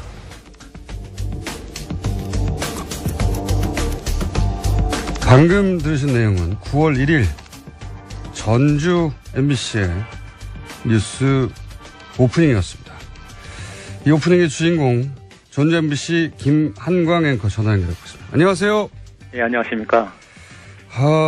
뉴스 오프닝으로 언론 인터뷰를 하신 건 처음이죠? 예, 처음입니다. 예. 이런 내용으로 이제 방송을 하신, 오프닝을 하신, 그리고 방송국에서 미리 알았으면 못하겠을 것 같긴 한데, 이런 내용으로 오프닝을 하신 이유가 뭔가요? 좀 그 배경을 이야기하자면, 그 과정을 이야기하자면 좀 길 수도 있는데요. 네. 결론적으로 제가 뉴스 앵커를 맡은 지, 저는 실은 기자거든요. 네네. 보통 우리 일반 시청자들이 알고 계시는 거하고 달리 지역에서 뉴스 앵커라는 것은 서울하고 달리 서울은 그 보직이어서 인사 발령의 대상인데요.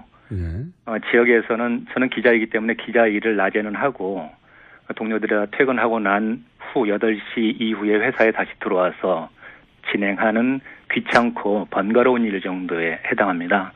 그걸 제가 2년하고 만 1개월을 했는데요. 보통 이 귀찮고 번거로운 일이기 때문에 한 1년 정도 되면 기자들이 진행을 할 경우에 예를 들어서요. 한 1년 정도 하면 바꾸는 일이 잦습니다. 이게 가웬 일이군요, 이게. 그렇죠. 그래서 저도 한 1년 하고 바꾸기를 바랐고요. 왜냐하면 이 일을 하다 보니까 제 스스로가 좀 고립되는 것 같고 어떤 뭐 인간관계에서도 그렇고요. 취재원들과의 관계에서도 그렇고 그 시간대가 잠자기도 그렇고 저녁 먹기도 그렇고 굉장히 애매모호한 시간이어서 그렇게 됐었는데 그래서 1년 정도 지나서 저도 바꿔주기를 바랐었는데 이게 앵커가 그러면 잠깐만 정리해보자면 앵커가 고위직이나 뭐 권한이 있거나 보직이 있거나 예우가 있거나 그게 아니라 퇴근하고 나서 하게 되는 지방방송사에서는 가웬일에 해당되는 겁니까? 그렇습니다. 전혀 보직이 아니기 때문에 인사발령 대상이 아니고요. 보도 책임자가 예를 들어 보도국장이 너 오늘부터 이 일 해. 그러면 해야 되는 그렇군요. 그런 일이죠. 그러면은 오히려 뭐랄까요? 뒷방으로 물러가 혹은 뭐 취재 일선에서 물러가 이런 이야기입니까? 보통은? 저 같은 경우는 그랬습니다. 왜냐하면 제가 언론노조 MBC 본부에서 수석 부위원장으로 파견 근무를 하고 2년 한 3개월 됐었거든요. 그 일 끝나고 지역에 내려오자마자 10일 만에 이 일을 시켰거든요. 노조 지부장을 끝내자마자. 그리고 다른 일을 주지 않고 오로지 이것만 맡겼기 때문에 처음에는. 그렇군요. 그래서 취재 현장을 나갈 수는 없었고 오로지 이 일만 하는데 그러다 보니까 취재원과의 관계도 맺기가 확장하기가 어려운 상황이었었고 그래서 이 일에 대한 어떤 부담을 좀 많이 가지고 있었던 건 사실이죠. 승진도 역전이 됐겠군요. 당연히 그러면. 네. 그런 부분은 좀 이렇게 내밀한 부분, 인사 부분이기 때문에 제가 개인적으로는 어떻게 말씀드릴 수는 있겠는데 하여튼 인사권자가 고백해주지 않는 하는 그 부분에 대해서 제가 뭐라고 말씀드리기가 애매한 측면은 있습니다. 하여튼 결과적으로는 역전됐군요. 예. 그게 의도가 있는 건지 없는지하고 무관하게 결과는 좀 그건 좀 상상에 맡기겠습니다. 자, 뭐 여러 가지 이건 사적인 이야기들이고 공적으로도 지금 MBC가 총파업을 하게 되는데 이게 이제 본인도 동참하는 의사를 밝힌 거 아니겠습니까? 예, 그렇습니다. 예.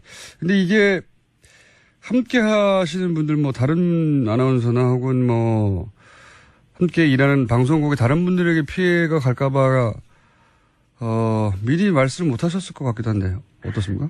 예, 그게 저는 제가 마지막까지 주저했었던 그 지점이거든요. 네. 그래서 조금 저 직전에 제가 말을 하다가 좀 약간 끊긴 부분이 있는데 그래서 일단은 제가 8월 초에 여름 휴가를 다녀왔습니다. 여름 휴가를 다녀왔는데 갔다 오니까 제가 2년 넘게 이야기했었던 그 부분을 국장이 저한테 이야기를 하더라고요. 이번 가을 개편 때 바꾸자. 네, 안보리 이사국 대사들은 한 목소리로 북한의 김정은 정권의 무모한 도발이 가하는 위협을 우려했습니다. 중국과 러시아도 비난 대열엔 동참했는데요. 하지만 대북 해법에 있어서는 엇갈렸습니다. 미국을 중심으로 한 한국과 일본, 영국, 프랑스 등은 초강력 제재를 해야 된다고 주장했지만요. 중국과 러시아는 대화론을 앞세웠습니다. 이것도 뭐 그랬겠죠. 네. 어차피 견해는 갈리고 의장 성명, 언론 성명 뭐 이런 건 채택될 리가 없고 지금은. 예, 우선 미국 입장에서는 이번 주 안에 초안을 만들고 다음 주 월요일에 표결을 목표로 하고 있다라고 밝히고 있습니다. 예. 그리고 이제 또 다른 더 강도 높은 제재.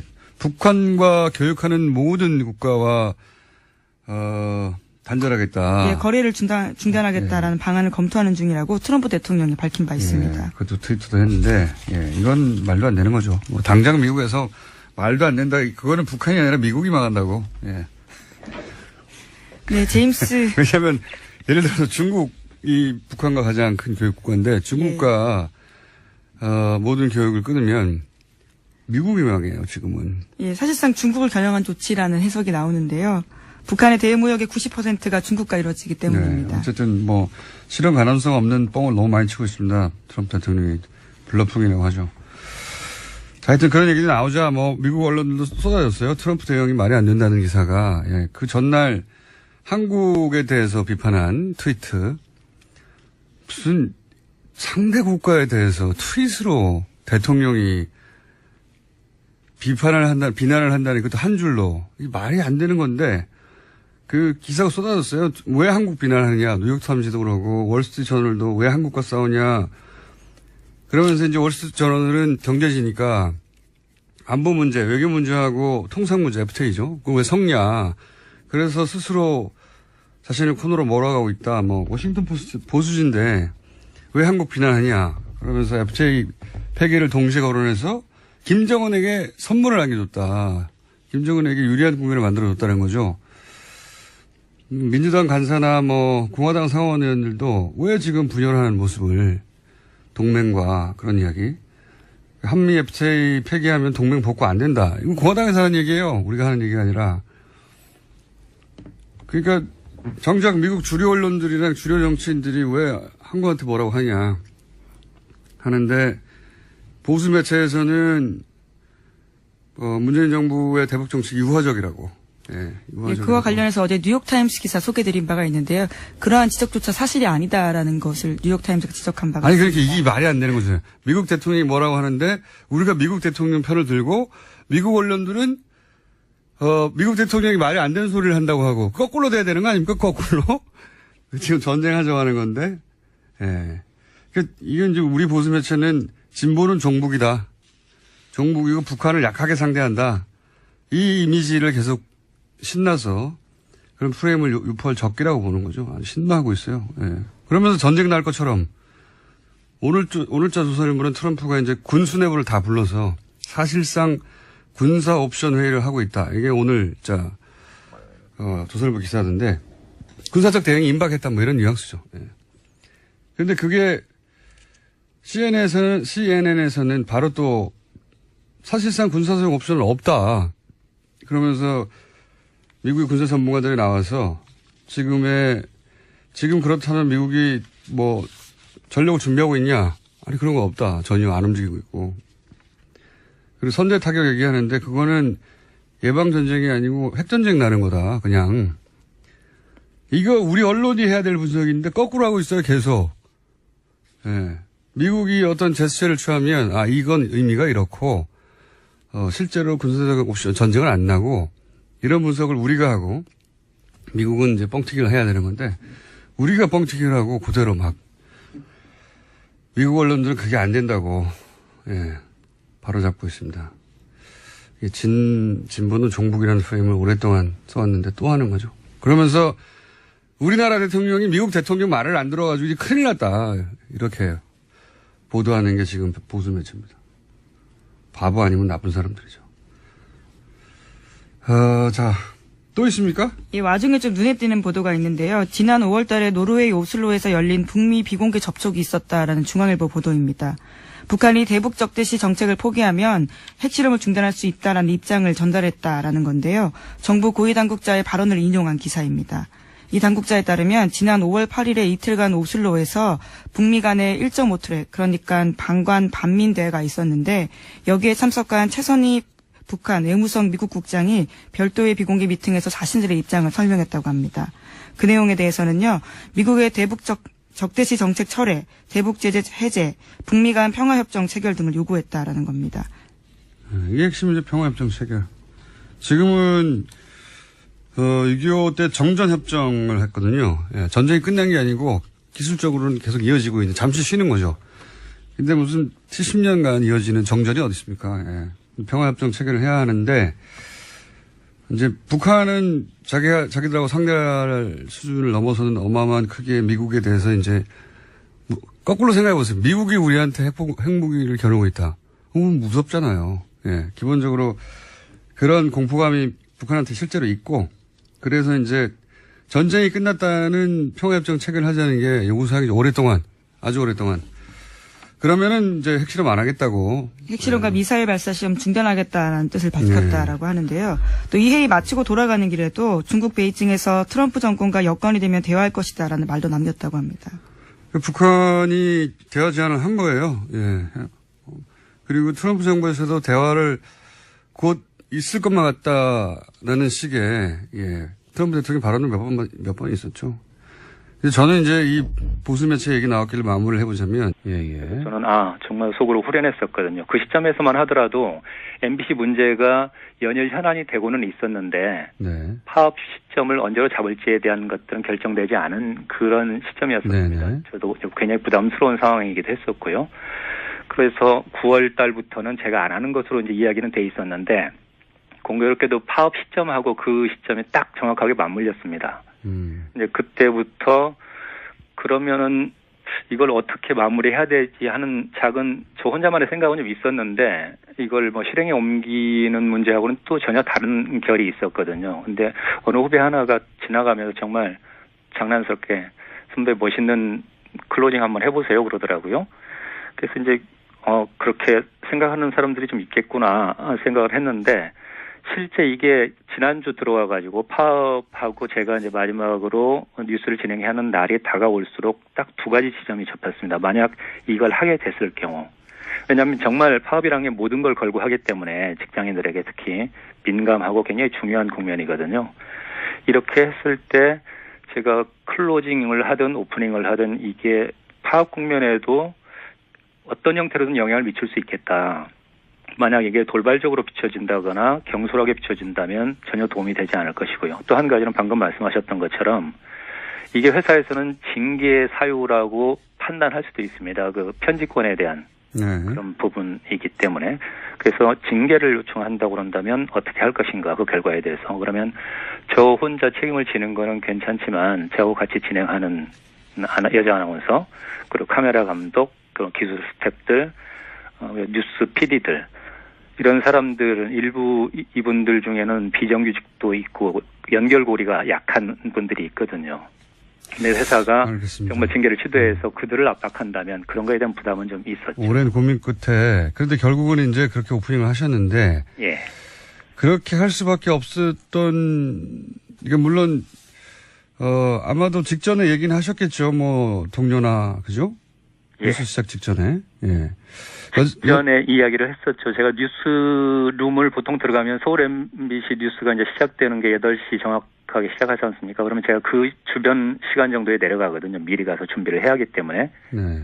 그래서 그때까지도 실은 확신이 없었습니다. 그 뉴스룸에 들어갔을 때까지도 확신이 없어서 혼자 먼저 제가 앉았는데 2, 3분 후에 목소윤 아나운서라고 저와 같이 진행하는 여자 아나운서가 들어왔길래 그때 해야겠다 생각이 번쩍 들었습니다, 정말로. 그래서 제가 목소윤 아나운서한테 한마디 했죠. 이게 내가 한 1분 정도가 될 수도 있겠는데 1분 정도 나 혼자 내가 멘트를 하고 있으면 혹시 목 아나운서 표정 관리가 가능하겠나. 왜냐하면 제가 경험해보니까 앵커 멘트를 할 때 한 5초 정도 상대가 이야기하고 있을 때 이 시선 처리가 정말 쉽지가 않더라고요. 알겠습니다. 그것을 한 1분 정도를 한다고 그런다면 정말 힘들 것 같아서 그렇게 이야기를 했을 때. 알겠습니다. 저희가 준비된 시간이 길지 않아서 그 오랜 고심 끝에 하셨고 마지막으로 한 가지만 더 여쭤보겠습니다. 예. 그렇게 이제 주변에 대한 피해도 고민을 했고 하셨는데 결국은 이렇게 발언을 하신 결정적인 이유가 뭡니까?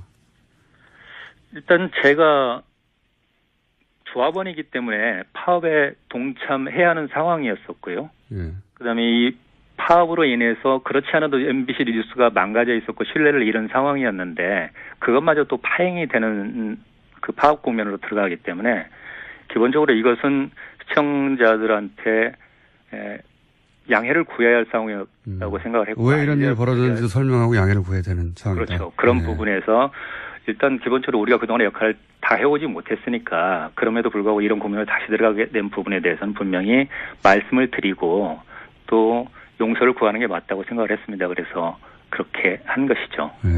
그리고 이제 이런 생각도 있으셨겠죠. 이제 MBC 기자들은 그 과거 굉장히 자부심이 강한, 유난히 강한 어떤 집단이었는데 그 자부심이 다 최근 한 12년간 무너졌지 않습니까? 예. 그래서 뭐 후배들에게 떳떳하고 싶다 이런 생각도 하셨을 것도 같고. 그런 측면이 제일 강했죠. 파업에 들어가는 실질적인 이유 중에 한 가지가 저는 기자가 25년을 제가 지금 기자를 하고 있는데요.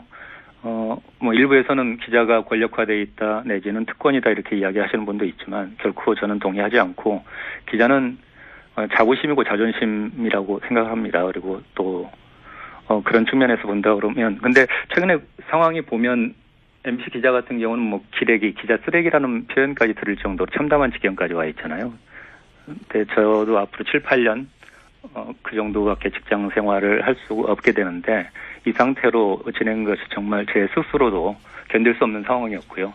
또 항상 후배들한테 기자 본분에 충실하라고 이야기하는데 그런 상황들을 바꿔놔주는 것도 선배로서의 어떤 도리이자 의무라고 좀 생각을 했었어요. 그런 측면이 있었기 때문에 이런 것을 하게 된 어떤 배경의 하나이기도 합니다. 알겠습니다. 오늘 말씀 감사합니다. 예, 감사합니다. 전주 MBC 김환강 기자였습니다. 정치권 입장 들어보겠습니다. MBC 대표하는 앵커 출신입니다. 과학기술정보방송통신이 이름이 굉장히 길어졌네요. 간사를 맡고 계신 신경민 의원 전화 연결됐습니다. 안녕하십니까? 네, 안녕하십니까. 오랜만입니다. 예, 방금 이제 후배 인터뷰도 간단하게 들으셨는데. 네네. 지난 10년간, 일단 이제 앵커 경험이 있고 MBC 출신으로서 10년간 MBC의, 뭐랄까요, 파국에 가까운 쇠락. 네. 어떻게 보셨습니까?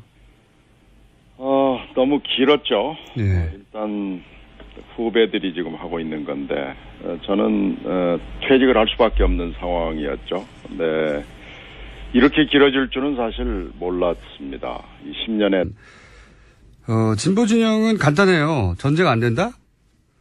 대화로 해야 된다. 문재인 정부는 그 대화는 힘을 바탕으로 해야 한다. 간단합니다. 로직이. 이거예요. 그 해법이 굉장히 어려울 수 있죠. 예, 어려울 수 있는데, 그래서 동의하지 않을 수도 있습니다. 그런데, 대화가 소용없다고 하는 이 보수 매체나 보수 진영의 주장을 듣고 있으면, 그럼 뭐 어떻게 하자는 건지가 없어요. 어떻게 하자는 거죠? 보수 정권은 지난 10년간 미국이 하던 대로 다 했잖아요. 대북제도 다 하고. 대북제도 다 했는데 북한이 무너지기는커녕 경제가 더 나아졌어요, 최근에. 북한의 특수한 어떤 폐쇄 경제가 적응을 한 거죠. 예. 강경당 외쳤는데 그러면 10년간 뭘 강경하겠습니까? 학성기를 튼 게 단데 정말로. 그리고 한 게 없어요. 개성공단 문 닫은 게 전부예요. 그 다음에는. 개성공단을 문을 닫아서 관계 개선됐나요? 북핵을 포기했나요? 그러니까 이 보수 매체의 북핵 해법은 동의하고 반대할 게 없어요. 미국에 맡기자 말고는 뭘 어쩌자는 건지가 없기 때문에. 하도 뉴스가 갑자기 쏟아지길래. 브리핑도 관련해서 쏟아진 걸로 하고. 자, 이거 미국 뉴스 말고 없습니까? 미국 관련된 북핵 뉴스 말고? 네, 이재용 삼성전자 부회장 관련된 재판 소식이 있습니다. 유죄 받은 바 있는데요. 이와 관련해서 핵심 증거 중에서 눈길이 가는 문건이 있다라고 합니다. 삼성의 청와대 실시간 보고가 의심되는 문건이라고 하는데요. 이 문건은 지난해 국정농단 의혹이 본격적으로 불거진 작년 10월 달에 안종범 전 수석이 국회 출석 등을 대비해서 보좌관에게 지시해서 만든 문건이라고 합니다. 문건에는 10월 22일 승마 관련 SS 보고라는 문구가 나오는데요. 여기에는 첫 마필 구입 완료라고 적혀 있고 정유라 선수용 마필 58만 유로, 보험 6만 6천 유로라는 액수도 기재돼 있다고 합니다. 특검에서는 수사 당시에 SS가 삼성 또는 최순실을 뜻하며 청와대가 삼성이나 최순실 씨에게 삼성의 정시 지원을 보고받았을 가능성을 추정한 바 있다고 합니다. 이거 약간 주시한 기사입니다. 그러니까 정유라 선수 말을 얼마에 샀다는 걸 실시간으로 청와대에 보고됐다. 네. 이 내용이잖아요. 근데 그렇죠. 이제 여기서 작은 화제는 SS가 삼성이냐 순실이냐 이거 아닙니까? 예. 특검이 특정하지 못했다라고 하는 것 같은데요. 네, 저는 이게 당연히 삼성이라고 보는 게 맞다고 보는 게 승마 관련 SS 보고 이게 이제 청와대 문건 제목이잖아요. 그러니까 제목만 보면 SS로부터의 보고 혹은 SS에 대한 보고 뭐 이렇게 볼 수 있지 않습니까? 뒤에 주어 서술어가 없으니까. 근데 이제 만약에 최순실로 SS를 보면 보고 주체가 최순실이 되는 거예요. 이럴 리가 없잖아요. 최순실 박근혜 대포폰으로 통한다는 얘기 있었고 안종범을 거칠 이유가 없죠. 서로 최순실가 무슨 얘기를 해도 안종범 수석이 그걸 비서관을 시켜서 일부러 문서로 날릴 리가 없죠. 예. 네, 관련해서 안종범 전 수석 수첩에도요, SS라는 표현이 나오는데, 2016년 2월 15일, 그러니까 박근혜 전 대통령과 이재용 부회장이 세 번째 독대가 있던 날 메모입니다. 이때 삼성의 요구사항이 SS라고 쓰여 있거든요. 삼성으로 보일 가능성이 큽니다. 그러니까 그 메모도 정황한, 백업 증거지만, 그러니까 SS를 순실로 해석하면 뭐 말이 안 되는 게 너무 많아요. 본인이 최순실을 안다는 사실 자체를 안종범 수석이 철저히 숨기려고 했는데 그걸 네, 그렇죠. 그걸 뭐 비서관을 시켜서 일부러 문서로 만들고 남긴다는 게 말이 안 되죠. 하필이면 시읒이 같아서 그런. 예. 네. 이거는 뭐 논란의 여지가 없는 것 같은데 어쨌든 특검은 그렇게 했고 법정에서도 특정되지 않았어요. 예. 근데 어쨌든 핵심은 뭐냐면 말구입이라는 게 이제 그 대통령이 말 사주라고 하니까 삼성이 말 사준 거 정유라한테 주는 것인지 알면서 뇌물인지 알면서 이런 얘기잖아요. 네, 그러니까 작년 10월에도 그런 보고를 했다는 거니까요. 이 문건이 청와대에 있다는 건 대통령이 이게 아마 이렇게 된 거겠죠. 말구입 어떻게 된 거야? 하고 안종무 수석한테 물어보고 안종무 수석은 거의 실시간이니까 삼성한테 확인해서 그걸 보고서로 만들어서 대통령한테 보고하려고 했다. 그러기 위해서 비서관에게 정리시킨 거다. 이렇게 보여지는데 이게 드러나는 건 대통령이 삼성에게 말 사주라고 했고 정유라 특정해서 그걸 또 직접 스스로 대통령이 챙겼고 하는 뇌물의 증거가 되는 거죠. 중요한. 그 흔적이 청와대 문건으로 남았다. 뭐 이런 거죠. 아주 중요한 문건. 근데 고법에서 이제 삼성이 고법을 기다린다고 해서 저희가 잊지 말라고 계속 이 문제를 다루겠습니다. 자, 제목 정도 한 몇 개 읽을 수 있을 것 같아요. 네, 국가정보원 적폐청산 TF 관련해서 계속 소식 전해드리고 있는데요. 48명의 댓글팀장 검찰에 수사 의뢰됐습니다. 이 가운데 유명한 교수가 있다고 했는데 이름이 특정됐습니다. 서경덕 성신여대 교수가 포함되어 있는데요. 국정원으로부터 월 200만 원의 돈을 받았다라고 TF는 보고 있는데 이에 대해서 서 교수는 평소 알고 지내던 국정원 직원이 자신의 이름을 도용했다라고 반박하고 있습니다. 근데 이제 이게 돈을 200씩 몇 차례. 예, 2달 받았다라는 건데요. 영수증이 있다는 거죠? 네, 수령증이 있다라는 겁니다. 약간 좀 납득이 쉽지 않은 대목이 있긴 해요. 왜냐면, 물론 친한 국정원 직원이, 사적으로 알려줬을 수 있죠. 네, 당신의 명의를 도용했다고, 미안하다고, 나중에. 근데 이제 납득이 쉽지 않은 대목은, 단순히 이름만 도용했으면 모르겠는데, 이거는, 그럼 실적 때문에 단순 허위 보고가 된 거죠. 그것도 뭐 징계 대상이긴 하겠지만, 영수증이거든요. 돈이 사라져, 횡령이 되는 거거든요. 돈이 결부되고 횡령이 되면 이건 훨씬 더 높은 수준의 처벌, 뭐 퇴직이나 처벌 대상이 될 수 있는데, 근데 이제 알려줬다는 건 서 교수를 통해서 공개될 수 있다는 거를 서 교수는 당연히 공개할 수밖에 없죠. 자기 명예를 위해서 실제로 이런 일이 일어났다면. 실제로 국정원 직원이 내가 그렇게 안녕하세요. 김호준입니다. 단독 서울시청 상공서 핵 터지면 36만 명 즉사. 어제자 동아일보 북핵 관련 기사 제목입니다. 시층 인근 주민은 몰수하고 200만 명 사상의 반경 300km까지 수십 년간 낙진과 방사능 노출을 피해가 이어진다는 분석 기사입니다. 서울에서 휴전선 최단 거리는 20km대입니다. 서울에서 평양 직선 거리는 200km대. 기사대로면 서울의 핵이 터지면 평양도 방사능 낙진이 수십 년간 이어집니다. 게다가 한 발만 쏘고 전쟁이 끝납니까? 핵전쟁이 나면 서울 시민만 죽는 게 아니죠. 한민족과 한반도 전체가 죽는 거지. 분석을 하려면 그렇게 하는 게 맞죠. 북한이 어디 인도쯤에 있는 게 아니지 않습니까? 2주 전 조선일보는 전술핵만이 답이라고 주장을 했습니다. 그런데 그럼 보수 정권은 진작에 전작권을 받았어야죠. 앞뒤가 안 맞잖아요. 어차피 작전권도 없는데 무기만 늘리는 건. 문재인 정부가 북핵 문제를 해결할 수 있을 것인가? 결코 쉬운 일이 아닌 건 분명합니다. 근데 대화는 필요 없고 강경 대응해야 한다는 보수 매체를 보고 있자면 그런 생각이 듭니다. 그래서 전쟁을 하자는 건가? 작년에 북한이 2번 핵실험할 때 박근혜 정권 휴전선에서 확성기 튼 게 전부였습니다. 전쟁이 그렇게 좋으면 지난 9년 보수 정권 때 전쟁 안 하고 뭐 했나요? 보수 매체가 북핵 문제를 얘기할 때의 문제는 그래서 대체 어쩌자는 건가? 그걸 모르겠다는 겁니다. 그래서 제 결론은 그렇습니다. 아, 자기들이 무슨 말을 하는지 모르는구나. 김원준 생각이었습니다. 북한 뉴스가 아주 그냥 폭탄처럼 쏟아지고 있어요. 네, 핵실험이 워낙 큰 뉴스라서요.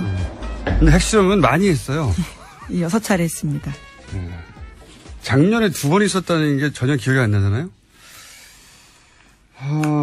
작년엔 2번이나 있었습니다. 그때 이제 초강경 대응을 얘기하고 확성기를 틀었죠.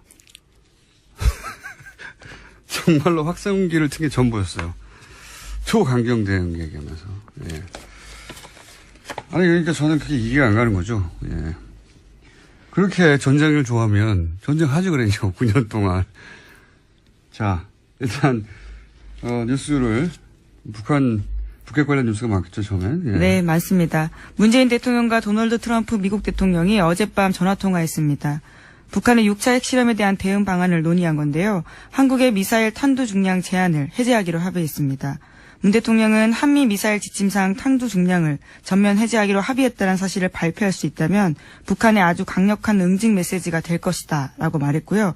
이에 대해서 트럼프 대통령이 승낙의 뜻을 밝혔다고 합니다. 우리나라 무기에 대해서 우리가 제한을 푸는 걸 승낙했다는 표현 자체가 기분이 나쁘긴 하지만 어쨌든 그런 전작권 자체도 미국에 있고, 예, 그런 제한 협상을 우리가 해버렸기 때문에 대신 핵우산에 이제 보호를 받는다 뭐 이런 식의 주고받는 결과. 근데 이번에 탄두 중량을 해제했다고 하잖아요. 이거 굉장히 큰 성과라고. 군사 전문가하고도 얘기를 따로 해봐야 되겠지만 간단하게 말하면은 전략핵 요즘 하잖아요. 전술핵 참.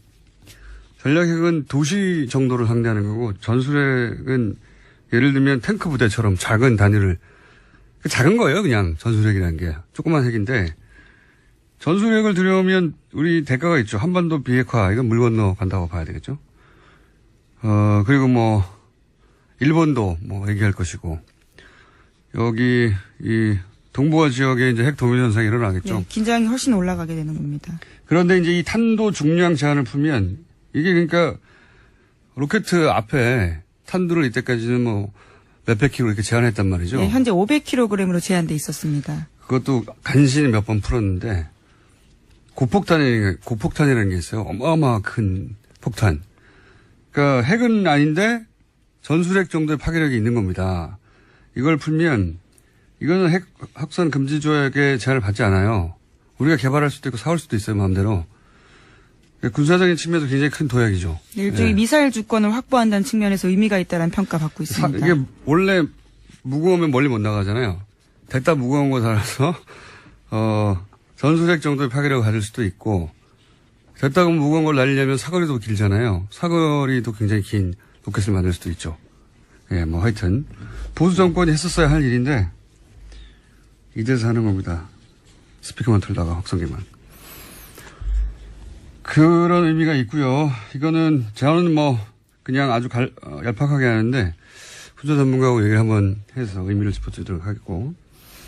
자, 그 외의 뉴스들은 어떤 게 있습니까? 네, 연속해서 문재인 대통령이 다른 나라 정상들과도 통화를 했는데요. 어제 블라디미르 푸틴 러시아 대통령과도 이어서 통화했습니다.